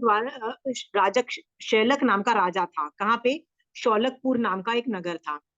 रानी का नाम पद्मावती था, युवराज का नाम मुंडुक था, ओके। और उसके पंथक आदि 500 मंत्री थे। पंथक is also again great guy, but मंत्री में वो हेड था, राइट। तो अणगा थावच्चा ने धर्म देशना दी। तो ये थावच्चा पुत्र जो अलग से विहार करके निकल गया था, उसने इस कंट्री में आके देशना दी। तो उसके बाद क्या हुआ? राजा और उनके साथ साथ पंथक आदि 500 मंत्री श्रमणोपासक बन गए। मतलब सोचो, थावच्चा पुत्र में इस लेवल की कैपेसिटी आ गई कि वो इतना कन्वर्जन कर सके कि राजा और मंत्री 500 मंत्री कितने लोग श्रमणोपासक बन गए, ठीक है। उस काल उस समय में सौगंधिका नाम की नगरी थी, ये एक और जगह नगरी थी। सुदर्शन नाम का नगर सेठ वहां पे निवास करता था। सुदर्शन वहां पे सेठ था। शुक्र नामक पारिवाजक था। ये ना मतलब एक शुक्र नाम का दूसरा रिलीजन पालने वाला पारिवाजक था। वो उत्तम गैरव वस्त्र धारण किए हुआ था, मतलब वो ऑरेंज कलर के कपड़े होते हैं ना, वो पहनता था। 1000 पारिवारजक से घिरा हुआ था और वे सांख्य सिद्धांत अनुराग धर्म आराधना पूर्वक आत्मा को भावित करते हुए विचर था। मतलब सांख्य दर्शन जो है ना, उसका प्रपाउंडर था। शुक्र परिवारजिक का उपदेश सुनने हेतु जन समूह आया। श्रेष्ठी सुदर्शन भी आया। श्रेष्ठी का मतलब ये है कि वो श्रमणोपासक नहीं है। परिवारजिक शुक्र ने उस परिषद को सुदर्शन की तरह दूसरे लोगों को सांख्य मत का इस प्रकार प्रचार किया। ये पूरा प्रचार के बारे में किया है। व्हाट इज सांख्य मत? तो सुदर्शन परिवारजिक का धर्म पर सुनकर बहुत ही हर्षित हुआ। उसने शुक्र के पास शोच मूलक धर्म स्वीकार किया। शुक्र परिवारजिक ने सौगंधिक नगरी में प्रस्थान कर दिया, ये चला गया। इसका मतलब कौन है? ये जो सुदर्शन श्रावक है ना, उसने ये सूची मूलक सांख्य धर्म अपना लिया, ठीक है। अब जब थावच्चा पुत्र का पदार्पण होता है ना, तो यही सुदर्शन थावच्चा पुत्र के पास आता है और उनसे वार्तालाप करता है। जब वार्तालाप करता है तो सुदर्शन सूची मूलक से कहाँ बन जाता है? जैन श्रावक बन जाता है। सो श्रावक व्रत यहाँ पे वो अंगीकार कर लेता है। सूची मूलक धर्म के बारे में आप लोगों में से किसको कुछ पता है? 19th नंबर की तीर्थंकर मल्लीनाथ भगवान की स्टोरी आती है। मल्लीनाथ भगवान जब अपने पापा के पास रहती है, मतलब वो दीक्षा नहीं हुई थी, तो सम्यक दृष्टि तो बच पैदा होते ही, मतलब गर्भ से ही उसको सम्यक दर्शन था। वहां पे एक लेडी आती है जो सूची मूलक धर्म की थी। तो उससे मल्लीनाथ भगवान आर्ग्यूमेंट करती है और उसको मतलब ऑलमोस्ट शी फील्स बैड, वो वाली लेडी, कि यार मेरा तो इज्जत का फालूदा कर दिया। और वो वहां से चली जाती है और सोच लेती है कि मैं इस मल्ली कुमारी का ना बाजा बजाऊंगी। वो होता है ना, वो दुश्मनी लेके चली जाती है। और वो क्या करती है, उसकी फोटो बना के इस राजा को देती है और क्या बोलती है कि यार वो मल्ली कुमारी बहुत सुंदर है, जाके उससे शादी कर ले। ऐसे 5-6 लोगों को, मतलब कोई किसी को भड़काता है, कोई किसको भड़काते हैं। ऐसे करते करते कितने लोग, 5-6 राजा कौन आ जाते हैं? मल्लीनाथ से शादी करने आ जाते हैं। आपको लगेगा 6 राजा आए हैं तो वेरी गुड, अच्छी बात है। अच्छी बात नहीं है, वो लोग आपस में लड़ मरेंगे और इनको नहीं छोड़ेंगे, मतलब मल्ली कुमारी के पापा की हालत खराब कर देंगे। तो उनको टेंशन में आती है। ये तो मल्ली कुमारी तीर्थंकर बनने वाली थी, इसलिए प्रॉब्लम सॉल्व हो जाती है। ये आपको स्टोरी पता है ना। तो वहां पे भी सूची मूलक धर्म का आर्ग्यूमेंट चलता है। सूची मूलक का मतलब क्या होता है? दे बिलीव कि असूची नहीं रहेगी ना तो हम मोक्ष चले जाएंगे। और असूची साफ करने का तरीका क्या है? नहाओ नहाओ। सो टेकिंग अ बाथ, साफ रखना, हाथ पैर सब कुछ रखना, कुछ गड़बड़ हो जाए तो फिर से लेना। और अंदर क्या करना? अंदर मंत्र पढ़ने, बाहर सफाई रखनी। इसको सूची मूलक धर्म बोलते हैं, ठीक है।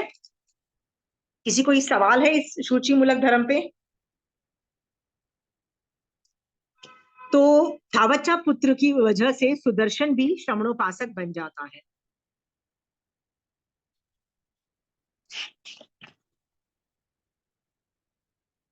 सुदर्शन को प्रतिबोध देता है। तो थावच्चा पुत्र सुदर्शन को बोलते हैं तुम्हारे धर्म का मूल क्या है, तो वो कहता है शुचि मूलक है।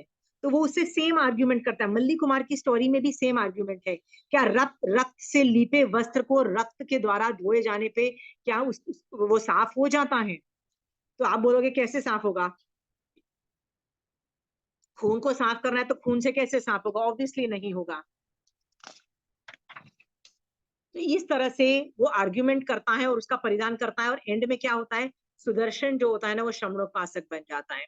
तो जब शुक्र सन्यासी को पता लगता है कि मेरा जो शिष्य था उसने जैन धर्म अपना लिया है, तो वो वापस आता है और इसके साथ आर्ग्यूमेंट्स करके उसको चाहता है कि वो वापस शुचि मूलक धर्म अपना ले। सुदर्शन शुक्र परिवारजिक को आते हुए देखकर न तो खड़ा होता है हुआ और न उसके सामने गया, न उसके प्रति आदर सम्मान किया एवं न उसे वंदन नमन ही किया, मौन रहा। मेरा सवाल आप लोगों से ये है, आप लोगों को कई बार कहा जाता होगा ना कि सोशल एटिकेट्स तुम लोग कर सकते हो। What is social etiquettes? मान लो आप अपने फ्रेंड्स के साथ गए हो कहीं पे, यदि वो किसी को प्रणाम कर रहे हैं, आप नहीं करो तो अच्छा नहीं लगता है ना, क्योंकि वो अपने भगवान को कर रहे हैं तो आपको भी करना पड़ेगा, राइट?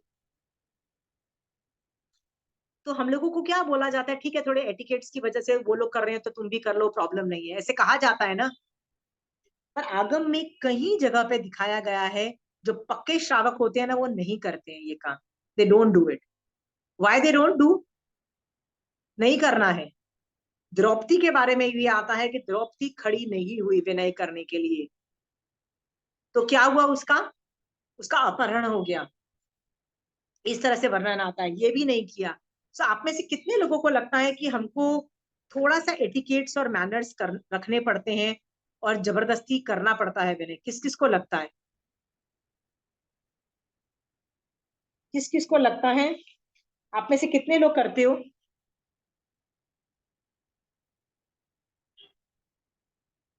करते हो? जबरदस्ती नहीं करते हैं। We don't, I mean, जबरदस्ती नहीं।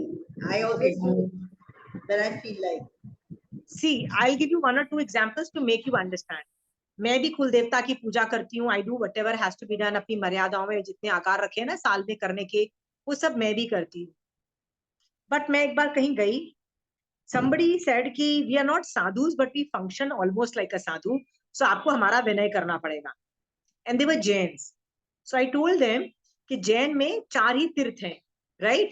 मतलब या तो तुम साधु कैटेगरी के हो गए या तो श्रावक कैटेगरी हो गए, ये तीसरी कोई कैटेगरी नहीं है हमारे में। इस वजह से आपने यदि साधु के 5 महाव्रत अंगीकार नहीं किए हैं तो आप मेरी कैटेगरी में हो, वो है श्रावक की कैटेगरी में। एंड श्रावक टू श्रावक इज अ यथा योग्य विनय इज जय जिनेन्द्र, राइट?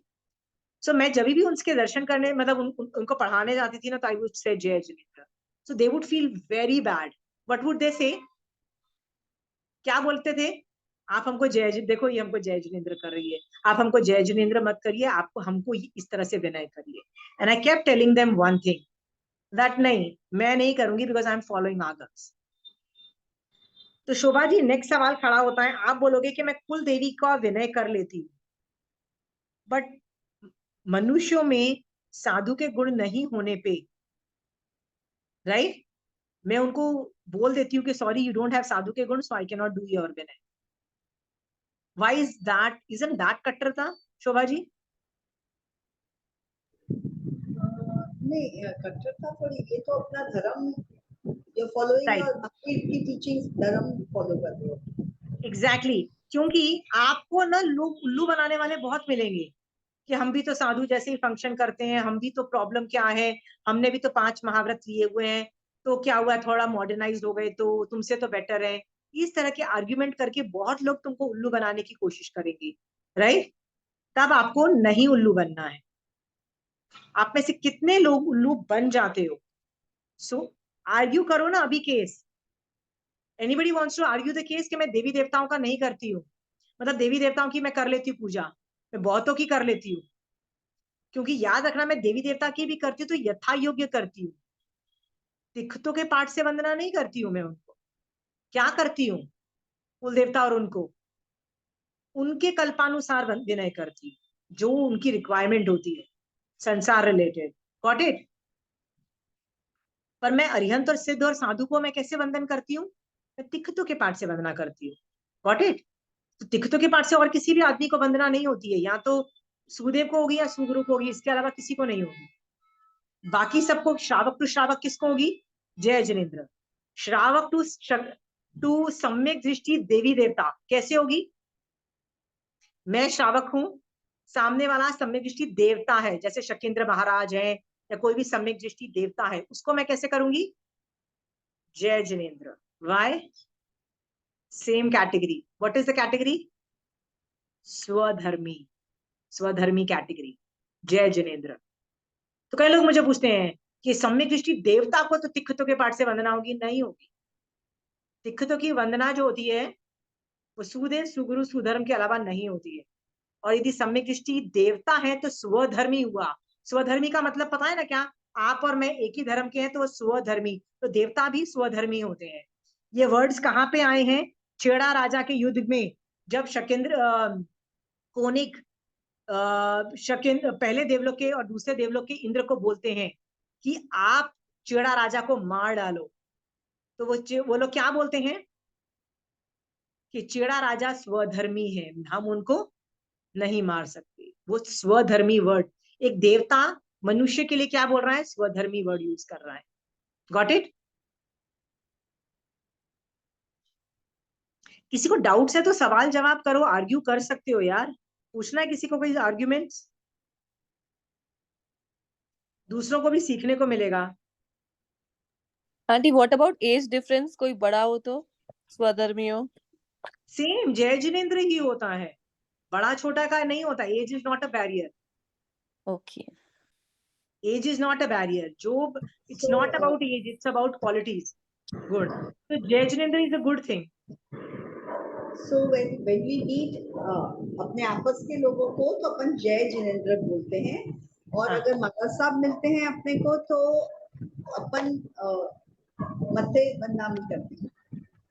नहीं, 5 मगर मारने वाले महाराज साहब। मथेन वंदना भी करके, बट उनको मथेन वंदना के साथ तिखतों के पाठ की वंदना भी होती है। हाँ, that तिखुतों से करते हैं, but if you just meet them like on the road or something तो अपन तो मथेन वंदामी। हाँ, हाँ, सामने जाते हैं तो of course बट श्रावक को मथेन वंदामी नहीं होता है, याद रखना। खाली ठीक जय है, जिनेन्द्र करते हैं। जय जिनेन्द्र। तो सम्यक दृष्टि देवता को भी जय जिनेन्द्र। स्वधर्मी है, सेम लेवल है। ठीक है या रश्मि? आशिमा जी, एक क्वेरी मेरी। हाँ, एक मिनट रश्मि, तुम पूछ लो। हाँ ठीक। रश्मि तुम अनम्यूट करना पड़ेगा तुमको। आशमा जी, हम लोग मतलब पढ़े महाराज साहब से व्याख्यान और में सुने थे कि जय जिनेन्द्र खाली दूसरे कास्ट के हैं तभी बोलो, अपने कास्ट वालों को प्रणाम बोलो।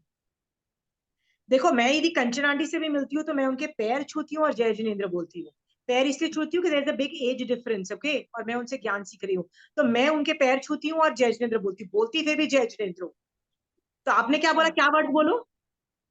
प्रणाम बोलो, और कहते हैं कि अपने दूसरे कास्ट वाले के मिलते हैं ना तो जय जिनेन्द्र बोलो। जैसे कोई सामने वाला जय श्री कृष्ण बोला तो हम बोलेंगे जय जिनेन्द्र। मतलब अपने आपस में अपने कास्ट में नहीं बोलना, ऐसा हम लोग को मतलब व्याख्यान में मैंने सुना था। हमारे टीचर यहाँ गुरु जी हैं जहाँ मैं पढ़ने जाती हूँ रोज, वो भी यही सिखाती है कि आप दूसरे वाले से मिलेंगे तो जय जिनेन्द्र। आजकल बहुत हो गया, सब मंदिर में आपस में जय जिनेन्द्र बोलते रहते हैं, तो आंटी वो मना एक करते हैं। जैसे छोटे होंगे तो अपन इंस्टाग्राम कैसे पे प्रणाम करेंगे? एक पेज है, वो ना फूड फूड रिलेटेड कुछ प्योर जैन का खाना डालती है। तो मैंने वहां कमेंट किया, वो प्रणाम बोलती थी, तो मैंने कमेंट किया कि you should start with Jai Jinendra if you are giving Jain food then. तो उसके नीचे जो कमेंट्स आए उसमें सेम यही चीज थी कि अपने मतलब अदर कास्ट वालों को जय जिनेन्द्र बोलना और खुद के वालों को मतलब जो भी। तो मैंने उनको कहा कि जय जिनेन्द्र वर्ड का मीनिंग तो है जिनेन्द्र भगवान की जय जय। कर रहे हैं हम लोग। तो हम जैन लोग क्यों जय जिनेन्द्र नहीं बोलेंगे? हम दूसरों को वो तो समझेगा भी नहीं जय जिनेन्द्र का मीनिंग। अब या उसको जय तो जिनेंद्र, हाँ तो सी आप अपने वालों को जय जिनेंद्र, तो शायद मुझे वही अभी इन्होंने बोला तो लग रहा है कि मंदिर मार्गी में ना ये हो गया मतलब होगा, मंदिर मार्गी का होगा, क्योंकि I give you 1 or 2 examples, right. कई लोग जय श्री राम भी बोलते हैं ना, राइट, जय श्री कृष्ण भी बोलते हैं। उसका मतलब क्या होता है? जय है टू दैट कृष्णा और टू राम और टू दैट, राइट। तो जय जिनेन्द्र का भी मतलब वही होता है, राइट। आप बोल रहे हो दूसरे कास्ट के बोलो, पर जय श्री कृष्ण बोलने पे आपको भी जय श्री कृष्ण बोलना पड़ता है, ये जबरदस्ती का रूल नहीं है। अंडरस्टूड? दे कैन से जय श्री कृष्ण। गुजरात में सब लोग जय श्री कृष्ण और जय श्री राम ही होता है। Gujarat is full of that, right. Most of them are Hindus. This is how we always grew up, like, right. So we can, जरूरी नहीं है तो वो जय श्री कृष्ण बोलना है, सामने वाला जय श्री राम बोल के भी जा सकता है, right. Remember that, okay. It just means I am appreciating that guy, which is fair enough. तुम यदि वॉक पे जा रहे हो, तुम्हारे पास 50 लोग मिले हैं, 50 को एक ही चीज मैसेज बोल रहे हो, तो तुम जय जिनेन्द्र बोलो, प्रॉब्लम नहीं है। बट अंदर भी क्यों ना बोलो। मे बी रश्मि, ये शायद किसी मारासा की धारणा चली आई होगी कि रश्मि, मुझे लगता है, या किसी आचार्य या किसी मारासा की धारणा चली आई होगी कि नहीं, हम अंदर नहीं बोले, तो अंदर फिर क्या बोल, आपस में स्वधर्मी को क्या बोले? प्रणाम। तो प्रणाम का मतलब यही होता है पैर छूना। But that is very Hindu philosophy में। हम सबको प्रणाम करते हैं, जैसे आपके बच्चे आपको प्रणाम करते हैं ना, जैसे आपके बच्चे करते हैं, तो उसमें जैनिज्म का इफेक्ट नहीं रहा, उसमें जैनिज्म का इफेक्ट नहीं है। जैसे रश्मि, तुम्हारे बच्चे आके तुम्हारी अपनी चाची को, अपनी मासी को, अपनी दादी को भी प्रणाम करेंगे ना, but there is no Jainism in that. तो मैं क्या बोलती हूँ, यदि किसी को पैर छूने हो तो पैर छू के, मतलब प्रणाम कर रहे हैं तो पैर छू के जय जिनेन्द्र बोलो। Like I always tell Kanchan aunty, Jai Jinendra और उनके पैर छूती। Got it? मैं प्रणाम वर्ड नहीं यूज करती, प्रणाम तो कर रही हूं मैं। प्रणाम इज अ क्रिया, आई फील। फिर वो अगर बोलोगे आप प्रणाम, तो I don't really know if you are बड़ों को डिकोडिंग। आप अगर प्रणाम बोलोगे तो छोटों को फिर आप क्या बोलते हैं? I really don't know. आप उनसे पूछ रश्मि जैसे कि लोग तो तो आपस में छोट सबको प्रणाम ही बोलते रहते हैं। ये जय जिनेन्द्र तो अभी चलने लगा 1-2 साल से, मतलब इतना पॉपुलर हो गया। नहीं पहले तो नहीं सब प्रणाम ही बोलते थे। Rashmi, Jai Jinendra is very old, जयजन वेरी तो ओल्ड। या मैंने मैं भी बचपन ओल्ड से जय जिनेन्द्र सुना हुआ है। सुनी हुई मैं भी हूँ, लेकिन मतलब अब बहुत ज्यादा लोग बोलने लग गए। पहले लोग थोड़ा प्रणाम, हम लोग साइड में ज्यादा प्रणाम ही बोलते थे, पर अब हम लोग वाले भी सब जय जिनेन्द्र जय Yeah, Jinendra. it's become more तो common now. Jai Jinendra common very abhi. common nowadays. Actually वो जय श्री कृष्ण, और जब लोग ज्यादा बोलने लग गए ना तो फिर जैन लोग क्या बोलेंगे, तो जय जिनेन्द्र बोलेंगे। That's all. Like I know somebody who tells, I mean, like 15 साल पहले वो हमको बोलते थे ओम Ganesh. So then I also used to say ओम गणेश.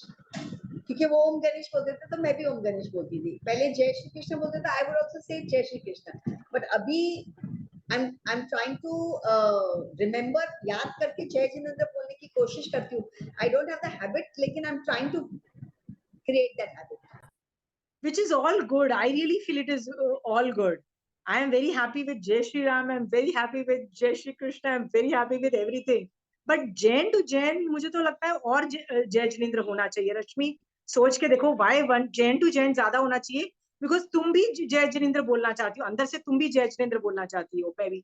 पर यदि मैं नॉन जैन को बोलूं जय जिनेन्द्र, वो सामने वाला जरूरी नहीं रिस्पॉन्ड करे जय जिनेन्द्र में, राइट। सोच के देखो, सामने वाला रिस्पॉन्ड नहीं भी करेगा। सो मुझे लगता है वो तो अपना जय जनरली, श्री कृष्ण जय श्री राम बोलते रहो, मैं अपना रिप्लाई करूंगी जय जिनेन्द्र। ये हमारा सब सिखाए थे। अच्छा ये सिखाए थे, अच्छा अच्छा, हाँ। तो ये वाला भी ठीक है, क्योंकि हम लोग भी एक जन यदि जय श्री कृष्ण बोल रहा है तो सामने वाला जय श्री राम भी बोलता है, या राधे राधे भी बोलता है, या कुछ इस तरह से राधे कृष्ण भी बोलता है। So you can respond in your own vocabulary. मतलब कि हमारे दिमाग में एक ही चीज गूंज रही है, उसको बोलते हैं ना कि ये हिंदू के अंदर ना, जैसे हमारे जो नीचे जो रहते थे ना, वो लोग ऐसे ही लिखते थे, जय Shri Ram Jai Shri Ram, they used to write. So that chanting they said kept on going in my head, okay. जैसे सिखों में Waheguru is a very small line which is always repetitive, उसको चांट मतलब उसको चांटिंग करते हैं। याद है, वो औरतें भी वो पगड़ी पहनती हैं, जिसको दस्तार बोलते हैं। तो ये जो चांटिंग वाला जो टॉपिक है ना, इसमें ना वो लोग बोल रहे हैं कि जय श्री राम हम आपको ग्रीट नहीं कर रहे, हम वैसे भी बोल रहे हैं, आप मिल गए तो आपको भी बोल दिया, वो इस तरह से बोल रहे हैं। It's not a greeting for them. वो कहते हैं हमारी ये चांटिंग चलती है जय श्री कृष्ण जय श्री राम की, तो हम भी बोल सकते हैं कि भैया हमारी भी जय जिनेन्द्र चांटिंग चल रही है। एनी वर्ड, अगेन रश्मि, कोई मारासा की धारणा हो सकती है, which is fair enough. But swadharmi जो होता है ना, एक दूसरे से मिलता है, तो पैर छू लो, मन प्रणाम करने में, पैर छूने में प्रॉब्लम नहीं है। यदि कोई बड़ा है तो पैर छूना इस विनय का वो होता है। बट जय जिनेंद्र इज अ स्टेपल मतलब सेंटेंस। जय जिनेंद्र मतलब जय है उस आदमी की जो जिनेंद्र बन चुके। तो अरिहंत से दोनों कैटेगरी क्वालिफाई कर जाती है, राइट। सो यदि पहले देवलोक के इंद्र और आप मिल गए, रश्मि तुम दोनों मिलते हो, पहले देवलोक के इंद्र, तो तुम उनको बढ़ा नहीं बोल रही हो और वो तुमको बढ़ा नहीं बोल रहे हैं। मतलब you are not saying you are great. क्योंकि पहले लोग ऐसे सवाल करते थे कि हम सब देवी देवता को तो वंदन नमस्कार कर सकते हैं कि नहीं कर सकते हैं। तो मैंने बोला आगम तो दशवी काली की पहली लाइन तो बोल रहा है कि देवता तुमको वंदन नमस्कार करेंगे, तुमको नहीं करना है, क्योंकि तुम 5वां गुण स्थान हो, वो 4था गुण स्थान है, तो देवता करेंगे तुमको। वो दशवी काली की पहली लाइन ना, देवा वीतम नमन संति जस धम्मे सयामनो, राइट, कि देव भी वंदन करते हैं उस आदमी को जिसके आत्मा में धर्म बसता है, right, they will do, right. So better है कि जब तुम मिलो देवता के साथ भी मिलो ना। जय जिनेंद्र से क्या होता है ना, तू मेरी जय बोल रहा है ना मैं तेरी जय बोल रही हूँ, इट्स एवरीबडी तीसरे आदमी को जय बोल रहे हैं, अरिहंत और सिद्ध को, which is right. Got it? Thank you. Right. So again धारणा चेंज संघों के हिसाब से थोड़ा थोड़ा 19-20 हो सकता है, but staple, but I am still insisting on this thing कि हम लोग बेटर हैं कि इसको रिफाइन कर लें। ये जो चैप्टर है ना, इसके अंदर बहुत सारे नुआंसेस हैं and we gonna keep discussing those nuances. तो रश्मि तुमने नहीं, रजनी तुमको कुछ पूछना था ना? हाँ, मैं ये पूछना चाहती कि अभी हम कहीं किसी के घर गए हुए थे लंच के हाँ लिए, हाँ तो वहां महाराज साहब पधारे गोचरी के लिए। हाँ तो मुझे पता था कि ये महाराज साहब लाइट वगैरह यूज करते हैं और मतलब हाँ वैसा करते हैं, लेकिन उन्होंने भी कहा कि हाँ बिराइए, तो हमने उसी भाव से बिराया और गेट तक उनको मतलब छोड़ के भी हाँ आए।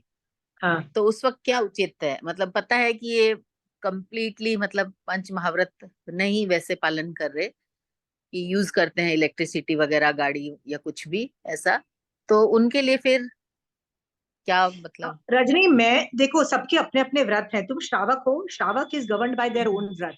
जैसे मेरे व्रत हैं ठीक कि है। यदि मैं, देखो मैं दूसरे लोगों को प्रणाम कर दूं, दूसरे अन्य धर्मों को प्रणाम कर दूं, वो बात अलग है। पर यदि कोई मॉडर्नाइज साधु को मैं जानबूझ के वंदन नमस्कार नहीं कर सकती, और यदि मैं करूंगी तो मुझे घर आके प्रायश्चित लेना पड़ता है। तो रजनी, यदि मैं अच्छा तुम्हारी जगह होती और मैंने वंदन नमस्कार तिक्कतों के पाठ से किया होता, मथेन वंदामी किया होता, तो मैं घर आके प्रायश्चित लेती। ठीक है? मान लो मैं तुम्हारे साथ अच्छा गई और मैंने देखा कि एक लाइट पंखा चलाने वाले महाराज साहब को मुझे वंदन नमस्कार करना पड़ा, क्योंकि मुझे रजनी नहीं तो गुस्से हो जाएगी मेरे से, और मैंने जबरदस्ती मुझे वंदन नमस्कार करना पड़ा, तो मैं घर आके प्रायश्चित लूंगी। ये मेरा व्रत कहता है, मेरे श्रावक के 12 व्रत कहते हैं। ठीक है रजनी? हाँ। तो अच्छा अच्छा, हाँ हाँ तुम बोलती कि मैं क्या करती, मैं वहां पे हाथ जोड़ती और यथा योग्य बोल देती कि महाराज साहब, ये मेरा कल, ये आपको कल्प है, तो ये चीजें हैं। मतलब मैं अपना कल्प अपने तरफ से झूठ नहीं बोलती और बोल देती कि ये खाना है, आपको क्या लेना है क्या नहीं लेना, आप अपना कल्प बता दीजिए। और मैं उनको मथेन वंदा भी नहीं बोलती, और मैं उनको तिक्कतों के पास से वंदना भी नहीं करती। Rajni, that was me.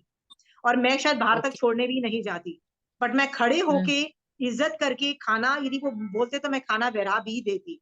Because again, हम्म, गुरु बुद्धि से नहीं देना है, गुरु बुद्धि से नहीं देना है। बट हाँ हाँ दया के भाव से तो किसी को भी खाना के लिए कभी मना नहीं किया जाता रजनी। हाँ, ठीक है। तो तो उस वो अपेक्षा मतलब से पर दे मैं देते, तो गेट तक। पर मैं कुछ हाँ नहीं हाँ हाँ, करती। अच्छा। पर यदि मैं जिसके घर गई थी और वो लोग गुस्से हो जाते कि how dare you disrespect my guru, तो मुझे यदि करना हम्म। पड़ जाता, तो मैं घर आके हम्म, प्रायश्चित जरूर लेती। Rajni, that is my protocol. पर ये मेरे व्रत है, तुम्हारा व्रत तुम अपना जानो। ठीक है, ठीक ठीक। ठीक है? ठीक है। बट रजनी, एक ठीक। और भी बात है, ये मैं सिर्फ जैन साधुओं के साथ करती हूँ। यदि वो नॉन जैन हाँ है ना, तो मैं अलग तरीके से उनको ट्रीट करती हूँ। क्योंकि मुझे क्या लगता है कि एक जो जैन साधु जैसे होता है ना कि रूल्स फॉलो नहीं करता है ना, उनको वंदन हाँ हाँ, नमस्कार करने से वो चेतेंगे ही नहीं कभी कि हम कुछ गलत कर रहे हैं। अच्छा। समझ गए हो? और हाँ हाँ। मैं उनको ना पुश करना चाहती हूँ to make them think that you are doing something wrong. Hmm. Got it? ठीक है, हाँ हाँ बिल्कुल। तो मैं उनकी अनुमोदना नहीं करना चाहती। I want to let them know something is wrong with you, something is wrong, and please don't do wrong. चेत सको तो चेत जाओ। So that is my way of saying चेतो, something is wrong. But non Jain होगा तो मैं बहुत रिस्पेक्ट, जरूरत से ज्यादा ही रिस्पेक्ट दे दूंगी। क्यों दूंगी पता है? हाँ, क्योंकि क्योंकि उनके तो उनके तो मेरे वाले 5 महाव्रत है भी नहीं, उनका तो अपना ही हाँ प्रोटोकॉल, है, कभी उन्होंने हाँ बोल ही नहीं नहीं, रहे हैं कि भैया मैं तुम्हारा गुरु हूँ, ठीक है।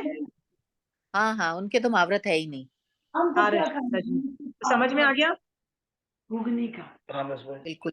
नहीं आलू अभी खाना है तो आलू और ला कुछ दीजिए। और कुछ सवाल है रजनी। नहीं, बस ये दो ही थे सिचुएशंस, दो ही थी। रजनी अभी भी ना, इट्स नॉट अबाउट कट्टरता, सम्यक दर्शन इज नॉट अबाउट कट्टरता, ठीक है। इसमें ब्रेन में सोचो कि सामने वाला दया से मैं भर चुकी हूँ तुमसे कि अरे तुम इतने 5 महाव्रत नहीं पाल रहे हो, मुझे दया आ रही है, तो हम्म। उस दया की वजह से ना मैं तुमको चेताना चाहती हूँ, वहां पे वो इंटेंशन है, इसलिए मैं विनय नहीं ठीक कर है। रही हूँ, समझ गए हो। हाँ, हाँ हाँ, समझ रही हूँ। हाँ हाँ, बिल्कुल क्लियर है वो आपको तो चीज। इसी सेंटेंस शुक्रदेव सन्यासी की नेक्स्ट लाइन पढ़ोगी ना, तुमको रियलाइज हो जाएगा कि जब उसने इनवाइट किया तब वो खड़ा हुआ, उसको रिस्पेक्ट किया और सब कुछ किया, पर स्टार्टिंग में नहीं किया, just to tell you that okay I am wrong, you are wrong, hmm. ठीक ठीक है। है। हाँ हाँ हाँ, ठीक। ओके, चलिए what we'll do is will do Manglik right now, ठीक है। महावीर स्वामी भगवान आपकी आज्ञा से चत्तारी मंगलम, अरिहंता मंगलम, सिद्धा मंगलम, साहू मंगलम, केवली पनत्तो धमो मंगलम, चत्तारी लघुत्तमा, अरिहंता लघुत्तमा, सिद्धा लघुत्तमो, साहू लघुत्तमो, केवली पनत्तो धमो लघुत्तमो, चत्तारी शरणम पहुंचामी, अरिहंते शरणम पहुंचामी, सिद्धे शरणम पहुंचामी, साहू शरणम पहुंचामी, केवली पनत्तो धमो शरणम पहुंचामी। जय जिनेन्द्र। जय जिनेन्द्र।